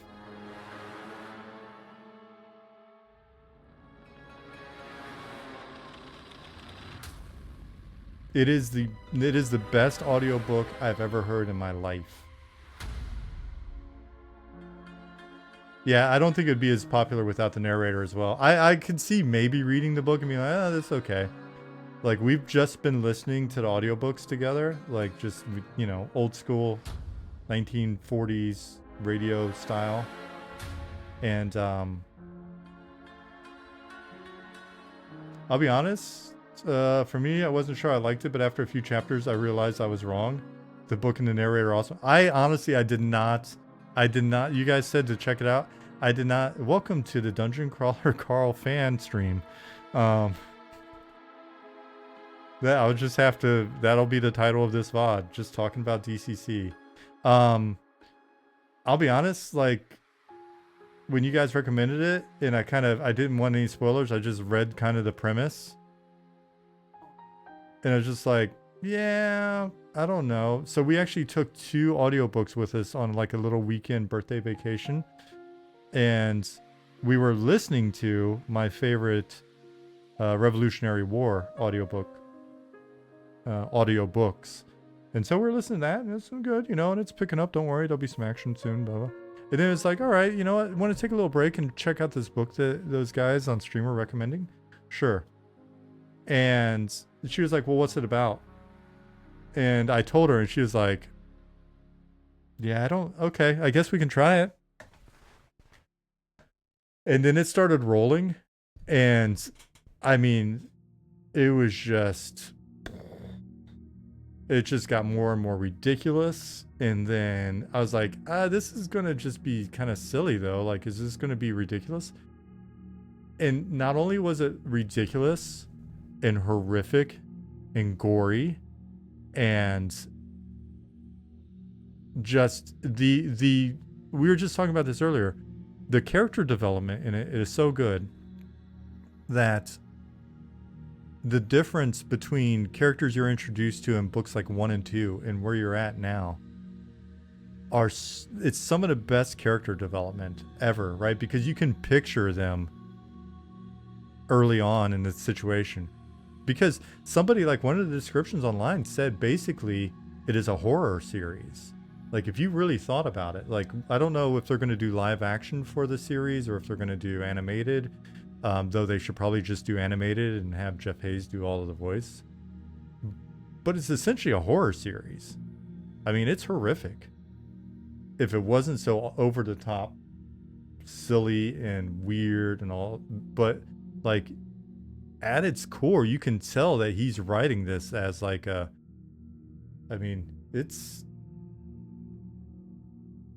yeah, right? Like, I mean, if it's live action, the amount of blood that they're going to be able to splash everywhere and just like, it's just horrific. And I think, as the book goes on, you kind of get he's very intentional with a lot of what he's doing, and it winds up being a really brilliant book series. All of the game design type references, like there's a lot of references to items, ability types, essentially perks or traits.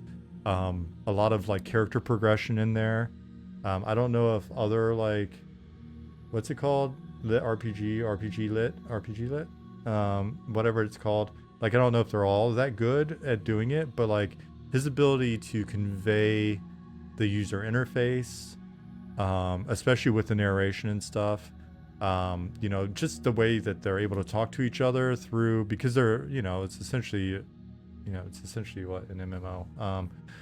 But like his ability to articulate that is just like, and keep it interesting and keep it, fun and stuff is just really top notch. But like the concepts, I was saying earlier, there's absolutely shit in there. I'm like, we were at the kitchen table listening the other day, and I was like, let me grab that envelope really quick and write a couple notes down, because I'm like, wow, that's actually a really cool idea. We can do that. So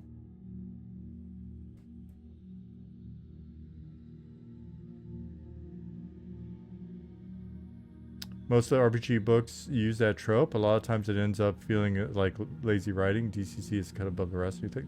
Yeah. And dude, again, no spoilers, but some of the tragic sequences and stuff are like, I'm looking over there and Jasmine's just like tears streaming down her face, bawling. Like, I'm like, all right, now you're making me sad.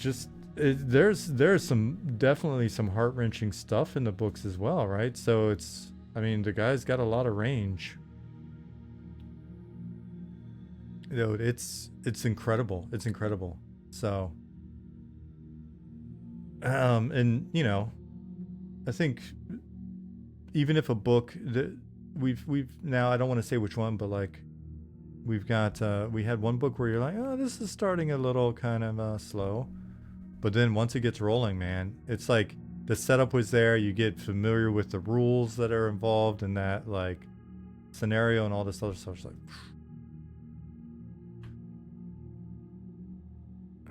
so anyway, I would say it is. Who was it? You Shoes. Were you the one that originally recommended it?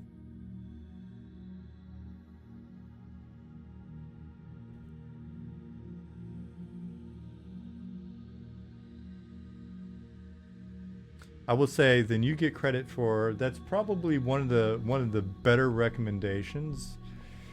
Excuse me, that we've experienced in recent memory. You know how sometimes you'll buy a thing and you look back and you go like my little Samsung earbuds. These little guys right here. I bought these back in Sweden still, right? So that was like 2019-ish. 18, 19, 2020.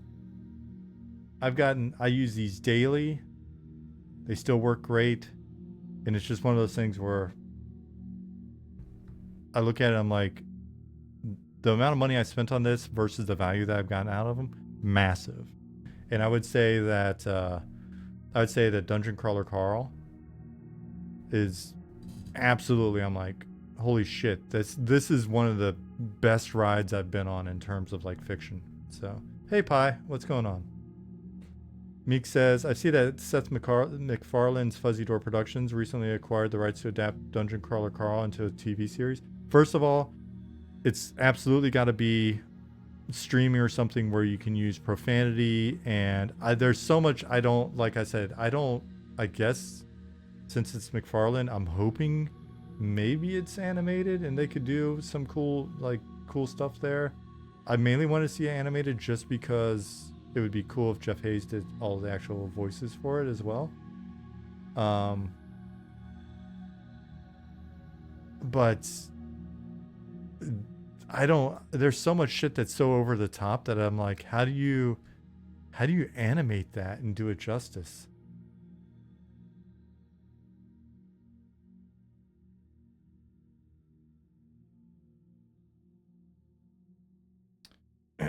When you finish the latest installment of DCC, check out the new game Minus series by Sarah Lynn. It's quite well done. Is it well done or is it in the vein of DCC? Because I think DCC is going to wind up being a very unique creature for us.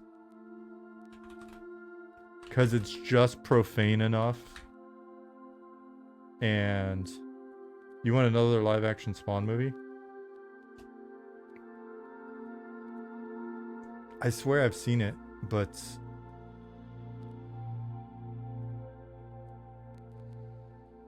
that was what, 90s? Early 2000s?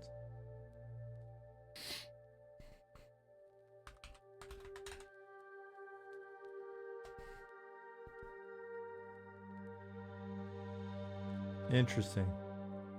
We can check some stuff out. I want to... The caveat is, I just think there's just...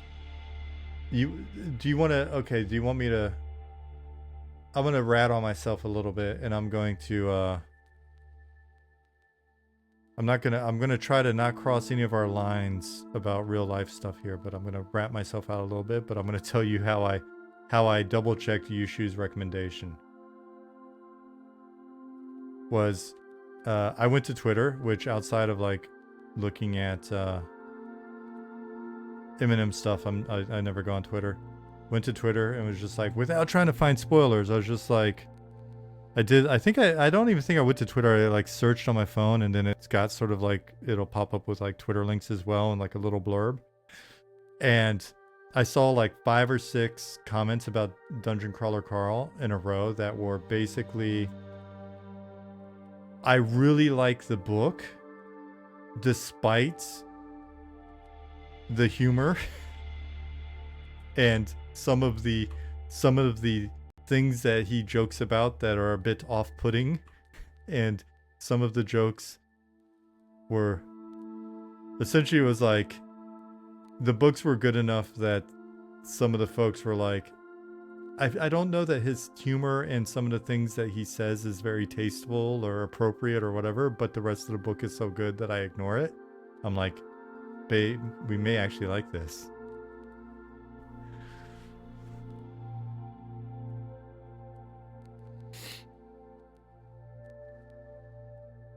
And I can absolutely see why some people were like, they were trying not to admit that they thought it was. I mean, come on, man. Yeah, those are bodies, babe.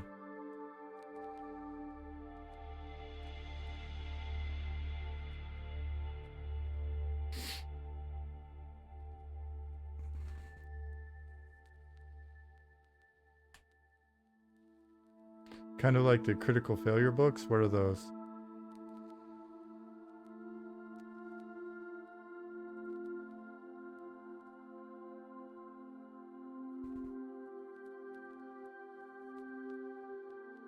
You just didn't like that Carl smokes in his house? That's gross. Well, Carl came a long way. I mean, he stopped smoking, right?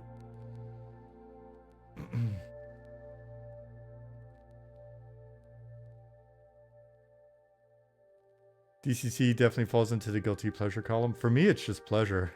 I feel zero guilt about that sense of humor.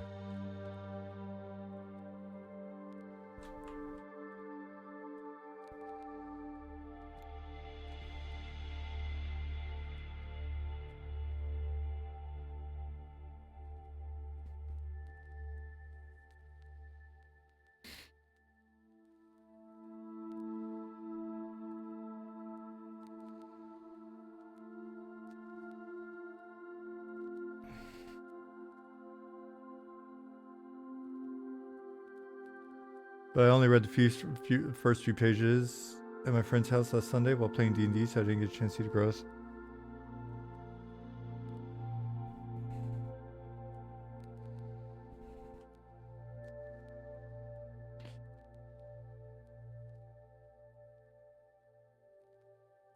Hey, Quatos, I'm sorry to not say hi when you came in. Yeah, I'm Darius. I'm telling you, if you can, just get the audiobook.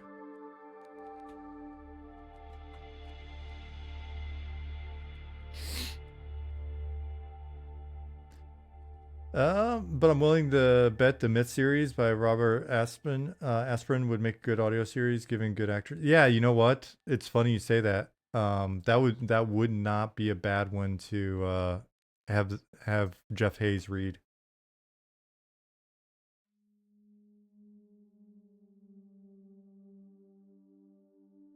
We gotta listen to the previews sometime. Yeah, I don't think I'd get dinged for that, right? Chip, but the difference is like the voice actor.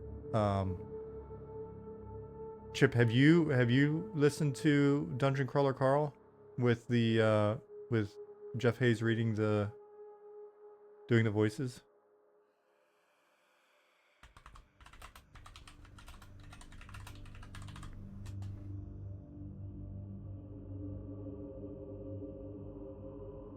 You own it and your wife tells you about it daily, but you haven't listened to it?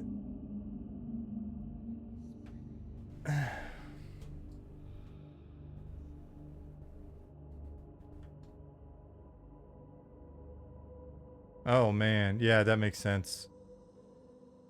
Yeah, Jasmine and I, honestly, we haven't watched, I don't think we've watched TV since we got the audiobooks, to be honest. Ooh, yard work season for sure. Yeah, I listen to a lot of stuff when I'm walking the dog, you know, cleaning up around the house, working out, going to the grocery store, so I've got like plenty of podcast time, but the audiobook it's only when Jasmine and I are available together, and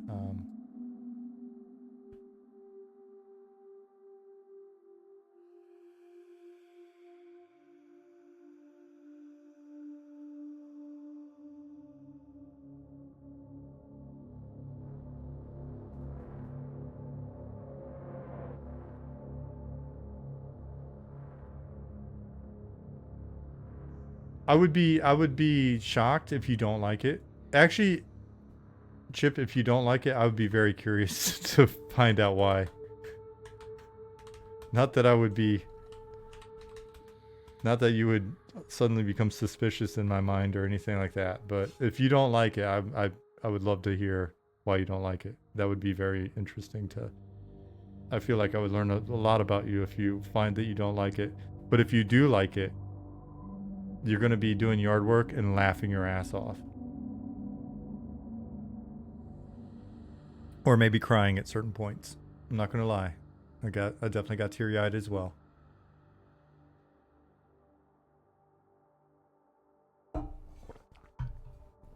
All right, so Critical Failures by Robert Bevan.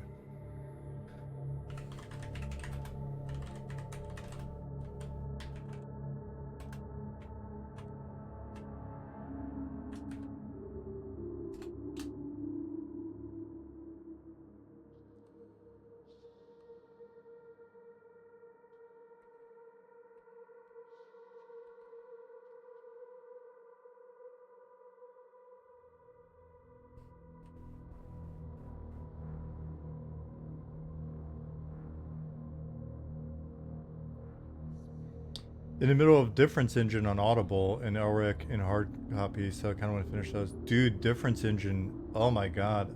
I'm trying to think if I can even remember. Difference Engine, was that Gibson and Sterling collab, or...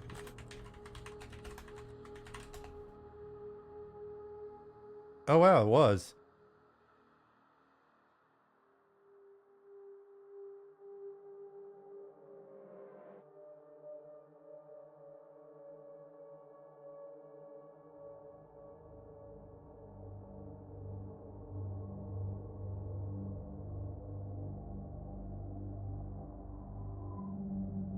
Dude, I cannot. I swear I've read this. I know for a fact I own it. I swear I read it. I just don't remember it at all.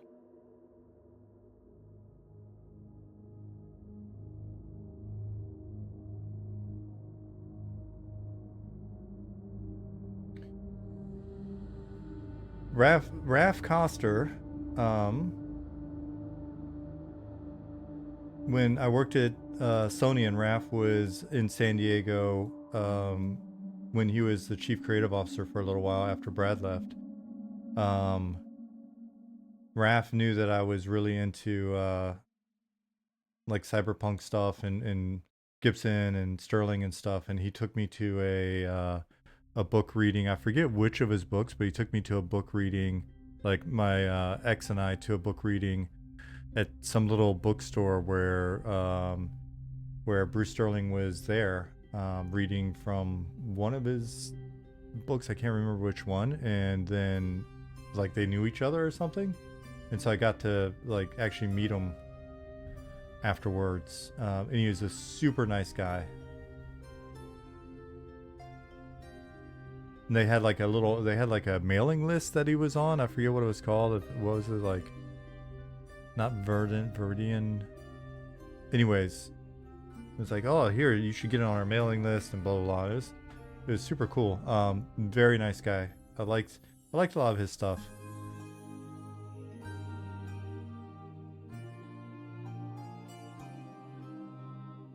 You don't really hear a lot of people, like people don't talk about him as much as like Stevenson and Gibson, but good stuff.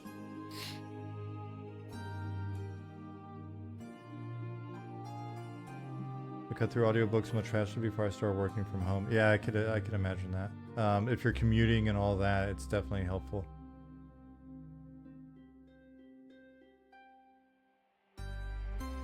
Pi said, I've been boxing on EQ Live server doing the hero's journey. Been really fun. Up to level 82 now. That's so wild. Glad you're having fun though. The last man.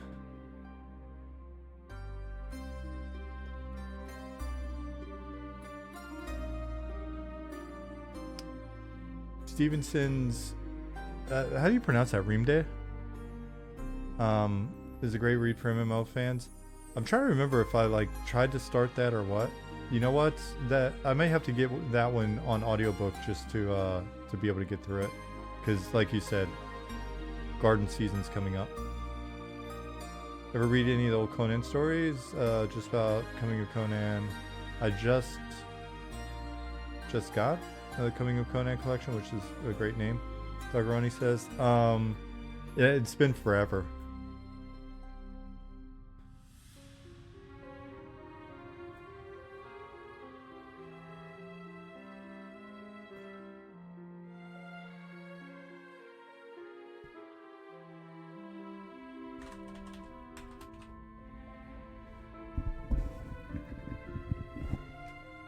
Is audio working, Dargith?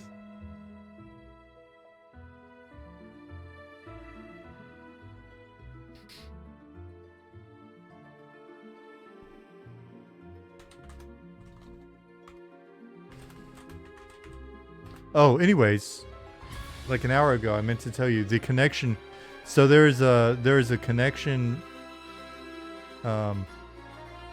There's a connection between Insane Clown Posse and EverQuest in my life. And so Jasmine didn't know what the Juggalos were last night. And so I had to show her what Juggalos were and what Insane Clown Posse was. And there is a very tight. I would say if Insane Clown Posse didn't exist, I might not be here today.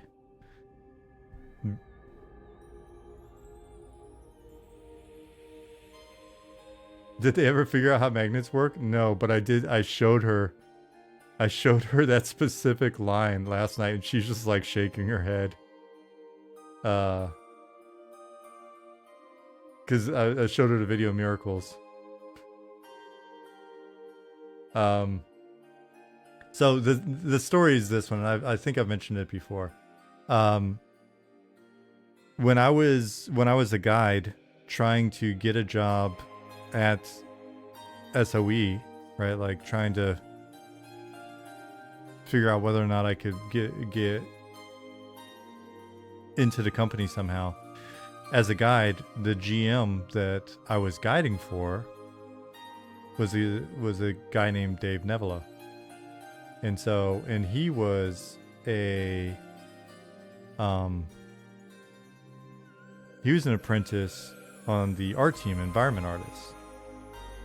And so he was the guy I was talking to. So when I got to California, the dude that I ICQ'd to let know that I was in California, to ask if I could come up and interview for a job, like, who went and got Michelle Butler. It was like, hey, this guy just drove from California, and wants to know if he can come interview. That was Dave. Dave back home, because I guess he was from Detroit or something. Dave was really good friends with the Insane Clown Posse guys, and that's why Dave liked to produce hip hop. So that was one of his things he did on the side, was mix beats and mess around and stuff like that.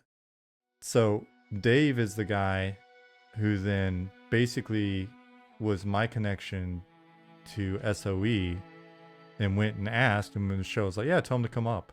And so, because I thought I was going to be an environment artist, and so, yeah, and he's like still talked to him and everything. And then Dave wound up becoming the environment lead when I was on EQ. So like, he was the environment lead during like Planes of Power and Legacy of Akesh and stuff like that. Unfortunately, like at this point, and then he worked with me on DC Universe Online.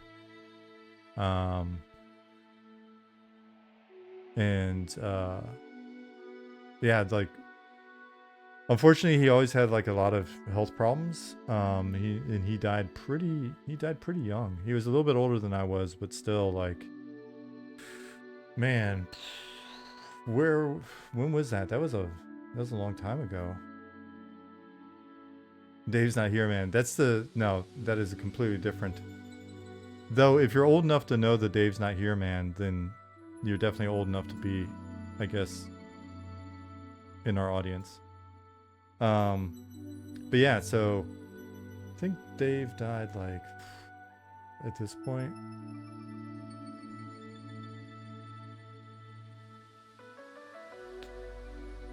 I don't know, 8 or 10 years ago, I think. But that is the Insane Clown Posse EverQuest connection.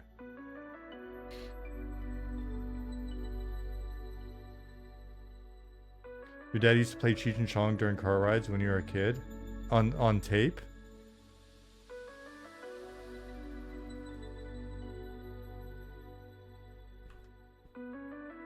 Nice.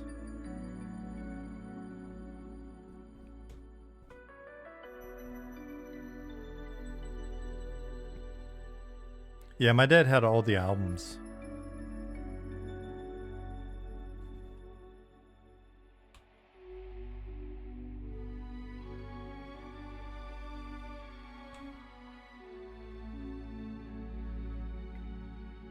Excuse me.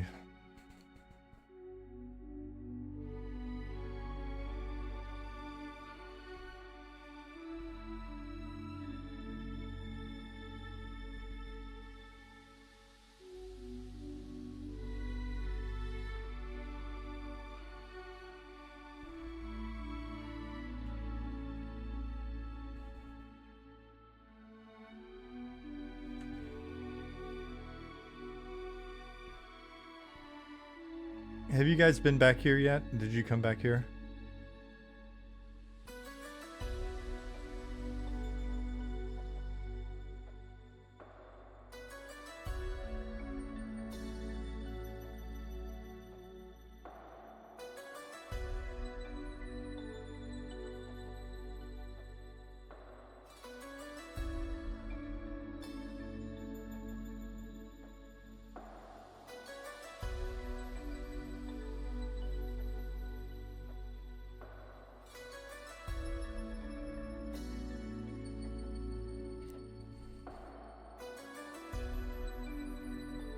Oh, that reminds me. Let me put that on my list so I don't forget about it again today, tomorrow. Oops. Thank you for the reminder, Quatos.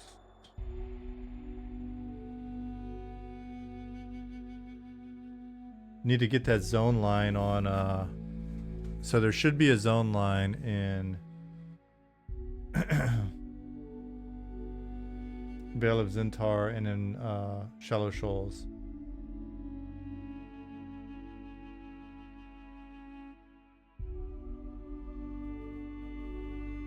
You should be able to basically just run from shore and let me go look at that.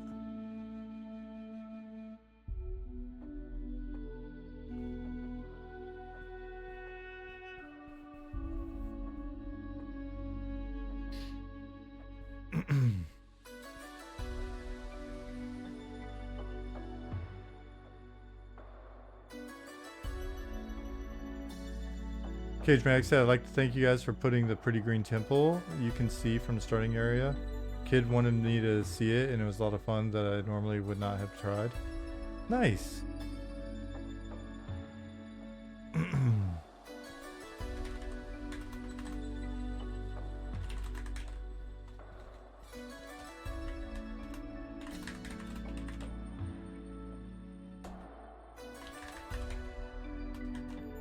He loved the Giants? Right on. How old's your kid?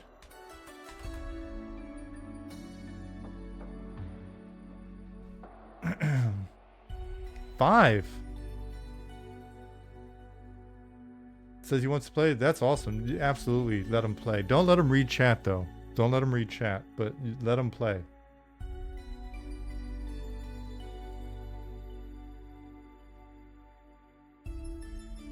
Can't control. Don't let him read chat and don't let him watch any Eminem streams, especially not Quatos.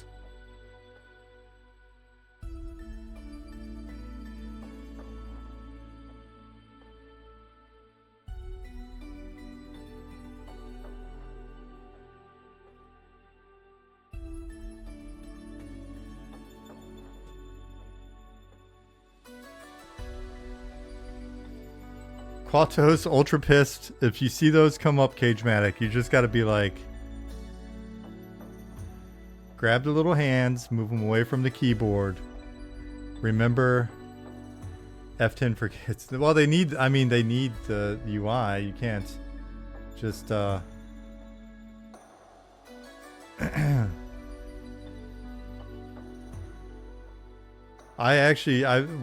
you guys were streaming, I actually brought Jasmine in so she could see what was going on. She was a little baffled.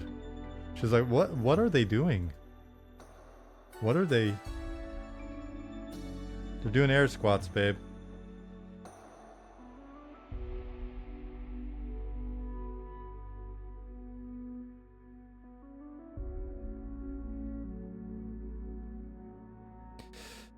Robot, who was your biggest mentor in the gaming world as you went through life? Before I got in the industry or afterwards?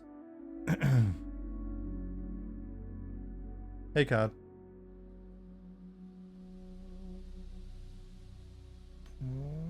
Subscene loader.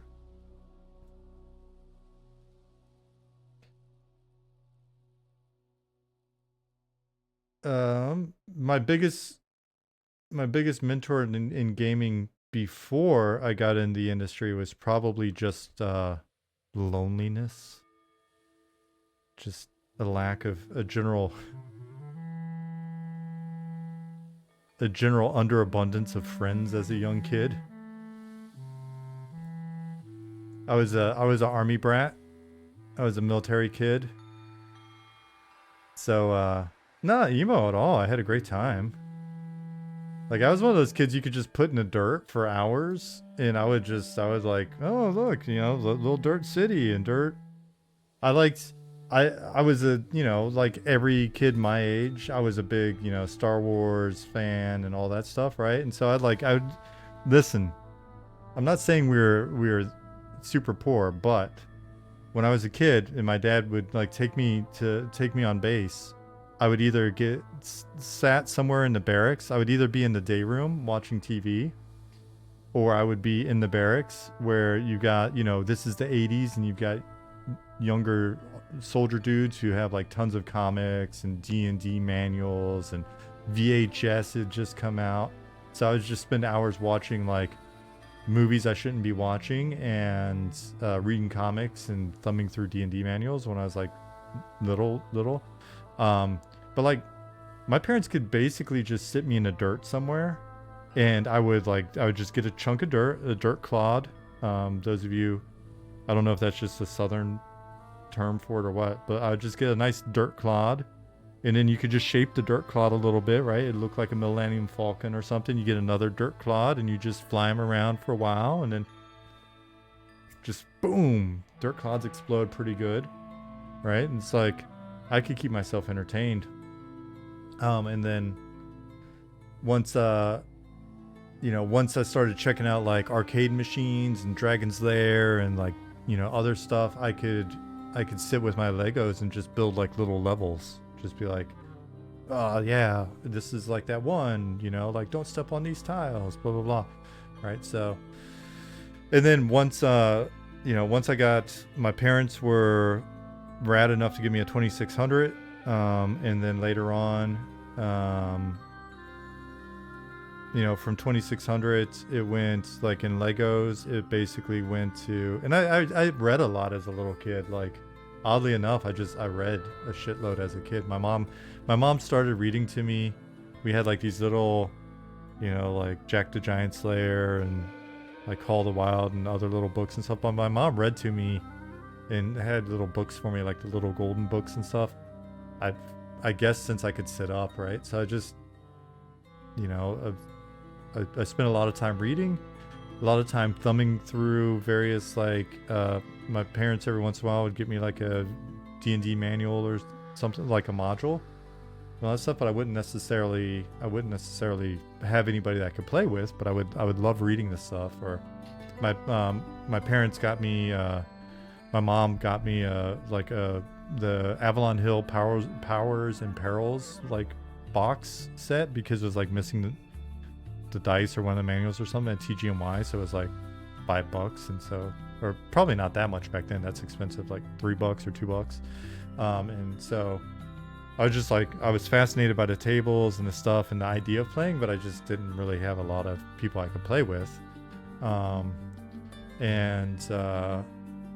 Except for one kid that when we were in temporary housing, when we were moving from Germany back to America at one point, there's another kid and his little sister that I hung out with for a little bit. And I think I was like, I don't know, like 10 years old or something, 11 years old. We decided we're going to play D&D. Half-assed, like didn't understand what we're doing, to be honest. But we didn't have any dice. So we just like wrote numbers on little pieces of paper, you know, and you could do like 20 numbers and put them in I don't know what we had. We had something that we could put them in and we just shake it up and then pull it out. And so that's how we kind of made up for the dice. I remember that. Anyways, you guys you don't want all this background. So it was freaking 2600 to 2600 to I wanted a Commodore 64 really, really, really bad, and they were all sold out. But my mom and my grandmother pitched in and put a Commodore 128 on layaway, and they eventually like paid it off and got me a Commodore 128. And it was a 128D, so I had like the little detachable keyboard. It's pretty badass. And so we hooked that up, and basically in the same time period that I got the 128, I also got a Nintendo Entertainment System, and got and that was okay. Like NES was pretty fun. It was cool to like be able to swap games with people and blah blah blah. But like the hardcore actually sitting there playing was on the Commodore for sure, because that's when it was like Wizardry, Bard's Tale 2, eventually Bard's Tale 3, Might and Magic at the time, like whatchamacallit, the post-apocalyptic one, not Fallout. Why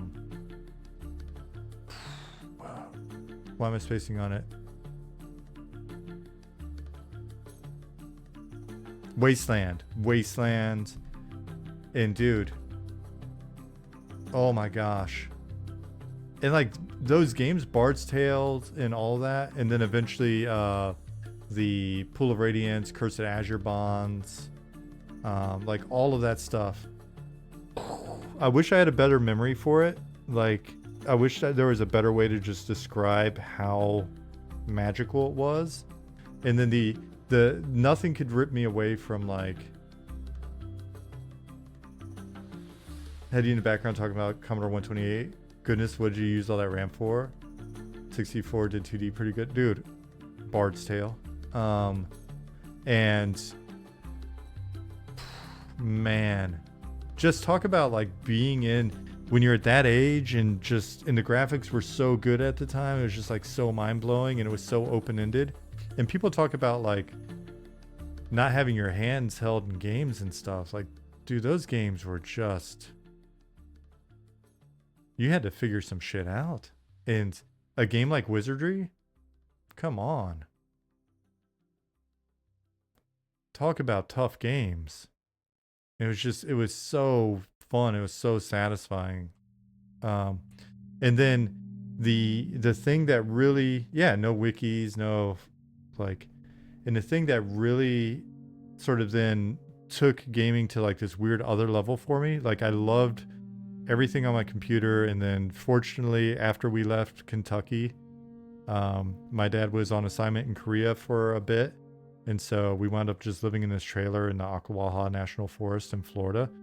And so I had like one friend across the street, Ed, and his stupid little brother, Les. And like I'd get home from school, and if I wasn't playing with them and we weren't playing, Nintendo's, for sure, like just sitting there, like either messing around on a BBS or playing one of those amazing old games.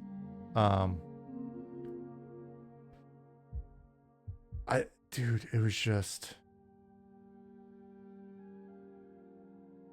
it was such good stuff. Now, the thing that really got me on the Nintendo and sort of made me love Nintendo was Legend of Zelda like the original Legend of Zelda. And I think I've told the story before, but I'll just tell it again because why not? Like I saw the gold cartridge in the mall. Like my dad, mom and dad took me to the mall when we lived at Fort Campbell, Kentucky. Took me to the mall in I think it was Clarksville, Tennessee. And I had seen it, and it just looks so amazing. Like that gold Nintendo cartridge looks so incredible that it was so unique relative to the other cartridges, and just the little symbols on it and stuff, right? The little Zelda, like whatever it was that was like on the shield or whatever was on the cover of that, like on that box. It just looked like I was already hooked on adventure from the Commodore games, and this just was like screaming adventure to me. Plus it was like cutting edge graphics on the Nintendo, and it looked so action packed and just crazy. And so I wanted it so bad, and I asked my dad, and I was so amazed by it that I like drug him all the way over there so he could see it, because I knew if he saw it, he would be so impressed by like how cool it looked that he'd absolutely buy it for me. And you know, my parents weren't like, you know, my dad was enlisted in the army. It was, you know, at the time it wasn't like we were rolling in cash. So it wasn't like I was going to get something every time we went out, you know, kind of set up. I'm sure you guys can relate. And I was like, I had to have it. And he's like, yeah, no, I don't, you know, I forget what he said. Like, we can't afford it, or, you know, maybe some other time or whatever. And I was like, I was destroyed. I was devastated. My day was ruined. It was just like, didn't matter how many like tokens I already spent in the arcade, anything. Like, not getting that game was just like the worst thing that could possibly happen in my life. And so like I was just bummed the remaining like whatever 40 minutes that we were at the mall. Just like, it's horrible. It's horrible. Anyways, and so get in the car, I'm all sniffly and crying, like bummed on life and all this shit. And my dad, as we're he strung it out, dude. He waited long enough that like we were well on our way, and he whipped out he had bought it and he like had the box, you know, like had it like hidden under the seat or something. He was like, hey, you wanted this, right? And I was just like, oh my god, my mind was just like, all of a sudden it was the best day of my life. And we got home, and so despite how good the other games were on the Commodore 64, or sorry, the 128, but you know what I mean. I think Zelda was the first thing where I put it in and was stuck in front of that TV. That was the first time that they had to like, that was the first time they had to call me in for like dinner repeatedly, and then be like, hey, you know, when we call you, you got to come to dinner, you know, like you can't just sit in front of that game, blah, blah, blah. I ate dinner so fast and went straight back in. And I think that was the first, sat there all weekend glued to it. And like, I basically just played it until I beat it. It was just like 2 days of just playing nonstop, beat it, and was just blown away. And my parents were like, yeah, we're going to have to watch that, you know, kind of thing. And that absolutely sort of set the standard for sitting in front of games. And I would say Zelda was highly magical for whatever reason, you know, like it felt the discovery and like running around in there and the sort of utility progression, all that stuff was really, it was a brilliant game. Is that when you finally gave up your dirt clods? I think more and more that was starting to get to be less and less of the spend 3 hours setting up your GI Joes for that big epic battle at the end of the day kind of like period. But those overlapped. Those overlapped a bit. Defense MX, Add Wolf, Salty Speed Bump, Track 'em. Thanks for the follows, guys. You do shit like that to your kid all the time? That's perfect. Your kid will love you for it.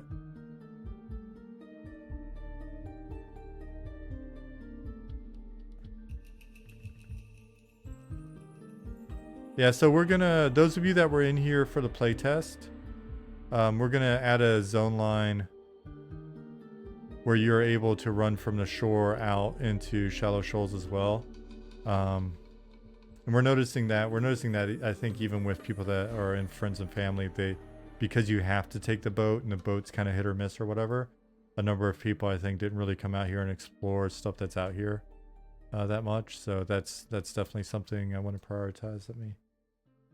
And Quatos reminded me of that a few minutes ago.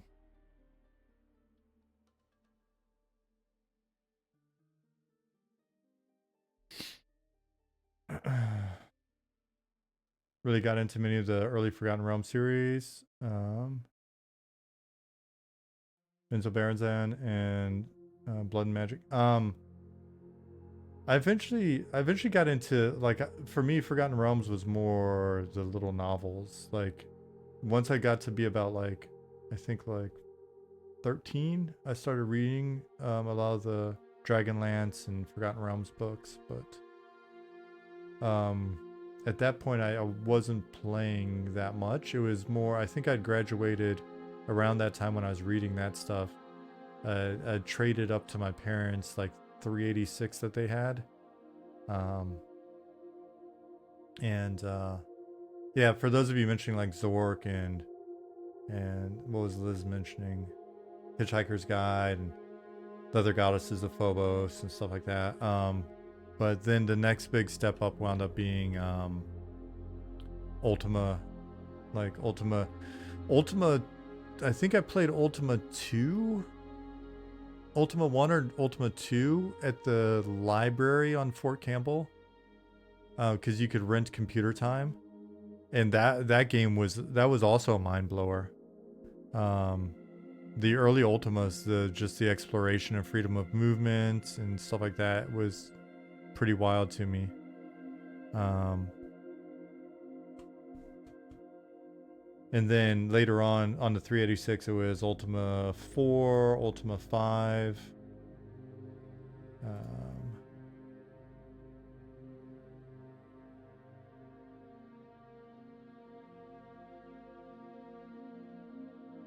Defense said, Dragonlance got me into fantasy, and boy, when EverQuest came out, it was like heaven. Yeah. EverQuest, it's a tough one to beat. I mean, that experience, man, that intro movie.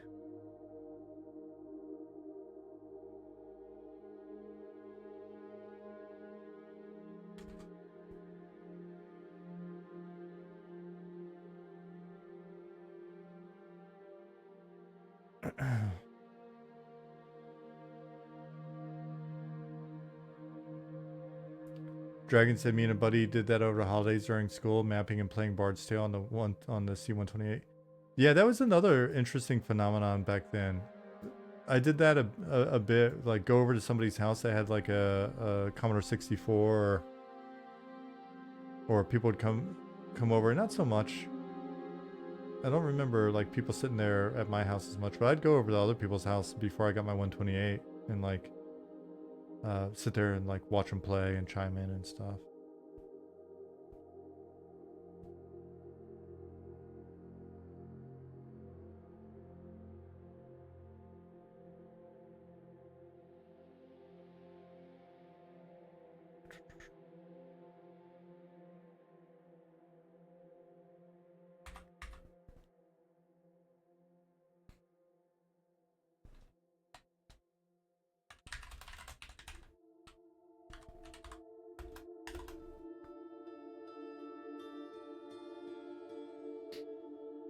Koto said my brother showed me the Feist books, and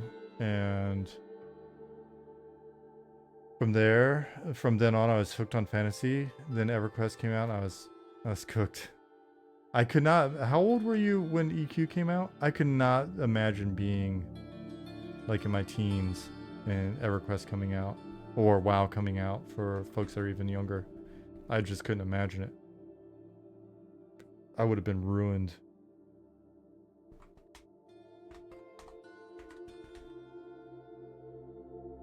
$12? Yeah. That's insane.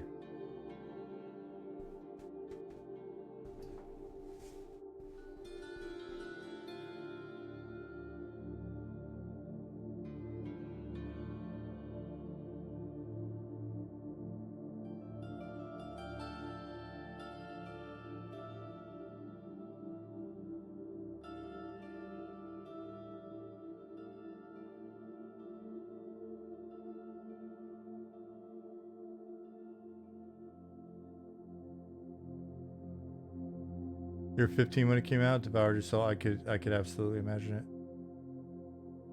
Yeah, it seems like a lot of people in our community were, you know, between like 10 and 15 when it came out.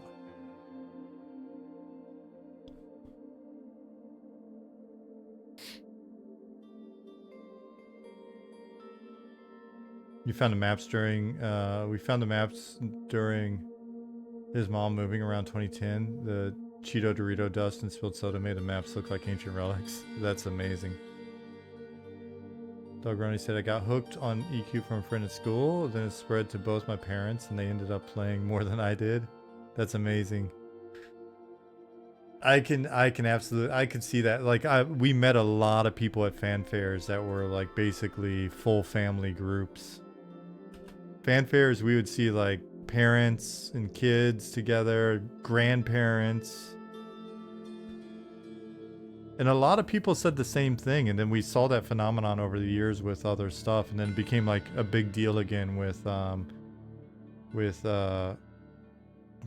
believe it or not. There's a bunch of articles on it. But yeah, a lot of people, their family bonding time wound up being like EverQuest, and then more recently a lot of articles were written on like just parents and kids being able to get together after school and play a little Fortnite together and hang out, right? So that's kind of the value of having a game that feels a little more like a place where you can hang out. That's not going to be the thing for everybody, but yeah. No longer board games at the kitchen table. Speaking of which, one of our community members, Encrypt, told me about Gloomhaven. And now we're like hooked on the idea of playing Gloomhaven together, except we can't get it in Germany. The English version's not going to be available until at least June. So we may have to go with Frosthaven instead, since that's available.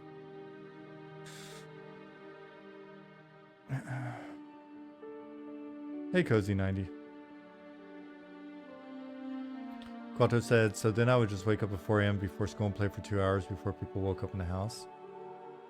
That's so good. Yeah, my parents did not understand video games at all. They didn't even understand video games when I moved to California.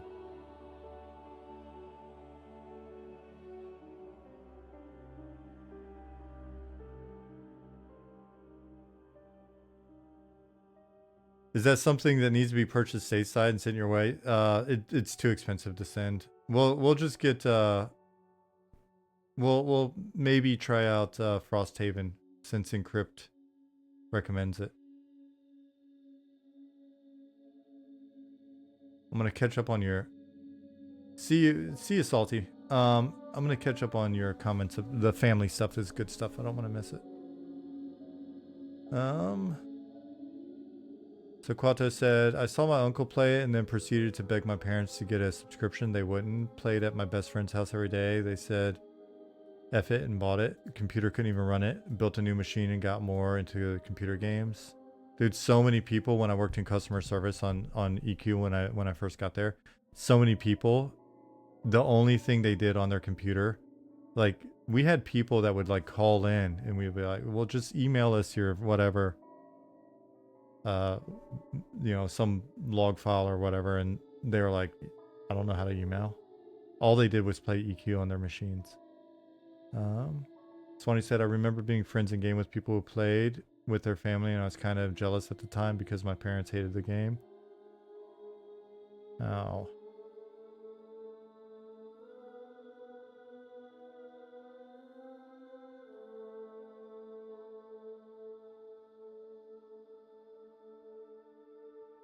Ethan said, looking forward to getting my storage in Florida. So many fanfare pictures, Boston, San Fran, Vegas. Dude, if you go through those, depending on what era it was, who knows, we may have hung out together. I wouldn't know because every fanfare I was shit-faced. I'm just gonna be real with you. I am glad those days are over. Ultra Piss said, my grandpa, grandma, and my aunt and uncle were all playing EverQuest without me. I found out one day and they got me on while seeing my grandma running around as a hot wood elf. I was flabbergasted being a vid game junkie and having no idea they played anything. That's super cool. Except for the part, well, it's okay if I think of your grandma as a hot wood elf, but I don't think it's healthy if you do.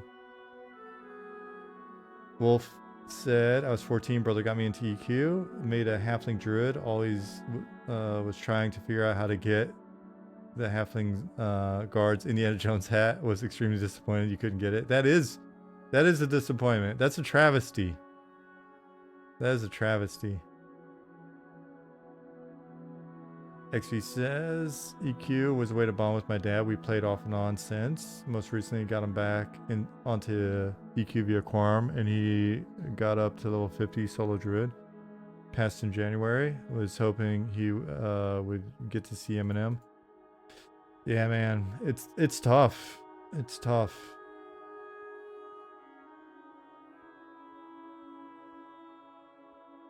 My dad passed before he could see Eminem as well. But we will eventually ship, and it will make at least $1, Dad, and then it will not just be a hobby. My dad was legit. He was like, we were talking about it one day. He's like, making any money yet? I'm like, nope, not yet. He's like, well, any job where you're not making any money is a hobby. I was like, yeah, that's true. It's true, but that's how we're doing it. He's like, that's all right.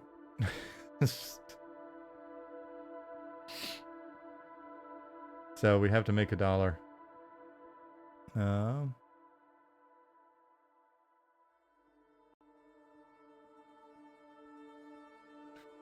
Steam version's honestly better just because the setup Gloomhaven's a bear. Yeah, but I think Jasmine will love the setup and everything.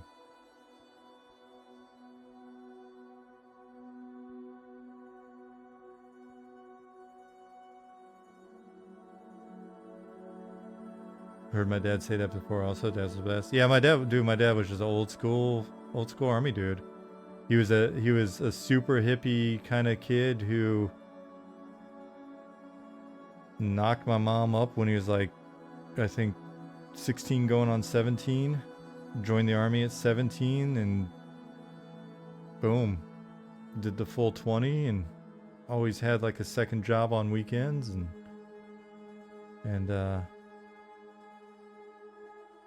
then had a second career after he retired from the army, working at a paper mill.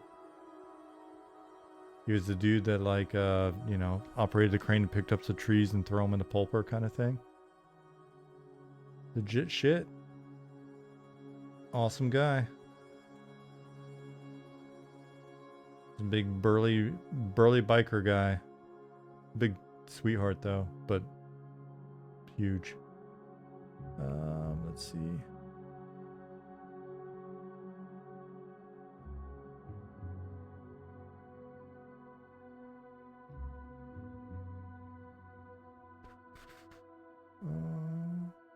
Cool. All right. You know what? It's 10:31. I don't want to bail on you early, and I know some of you probably just got here. But you know what? Like, we have book 7 of Dungeon Crawler Carl, and Jasmine's still awake. So if I went up there right now, I bet you we'd listen to at least 29 minutes of it before bed, and then get up at 5 and listen to another hour of it before work.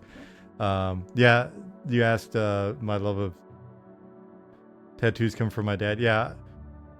Remind me one day. I'll tell you about when I grew up. Defense. Where I grew up, where we lived in Germany. My dad was actually in a motorcycle club in Germany, and so I grew up around like some pretty fun parties. And Brother Tattoo, who is also in the MC well, tattoo artist.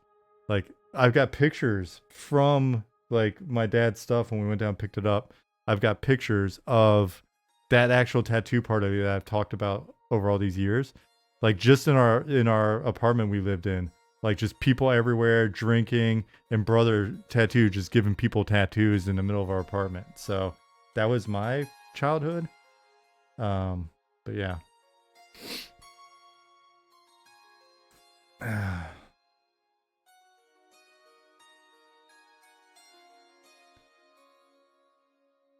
Goblin, if you hop on real quick, I will raid you.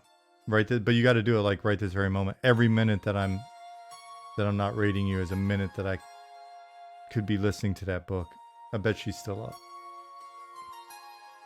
Oh yeah, have a good evening, dude. Appreciate the videos and streams. Hey, thanks for being here. Thanks again for the follow. All right, you guys stick around.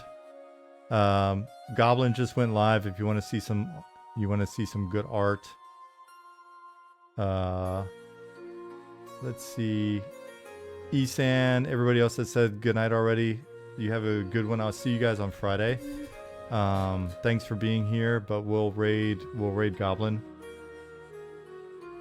We'll get no work done on Friday as well. So if you're into that, we'll talk about more Dungeon Crawler Carl and not getting any work done.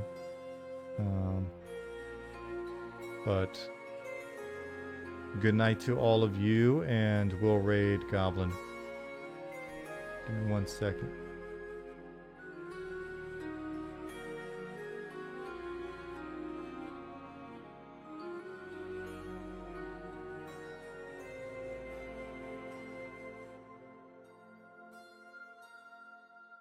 You're very welcome.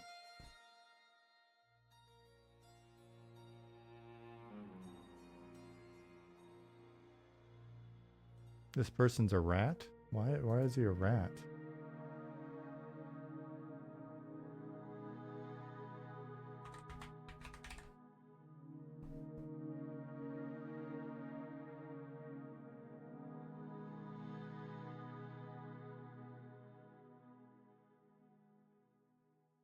All right, so we're raiding now.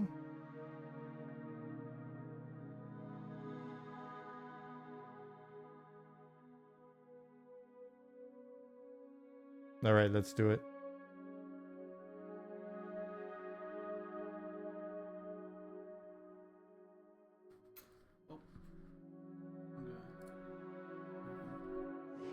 See you guys.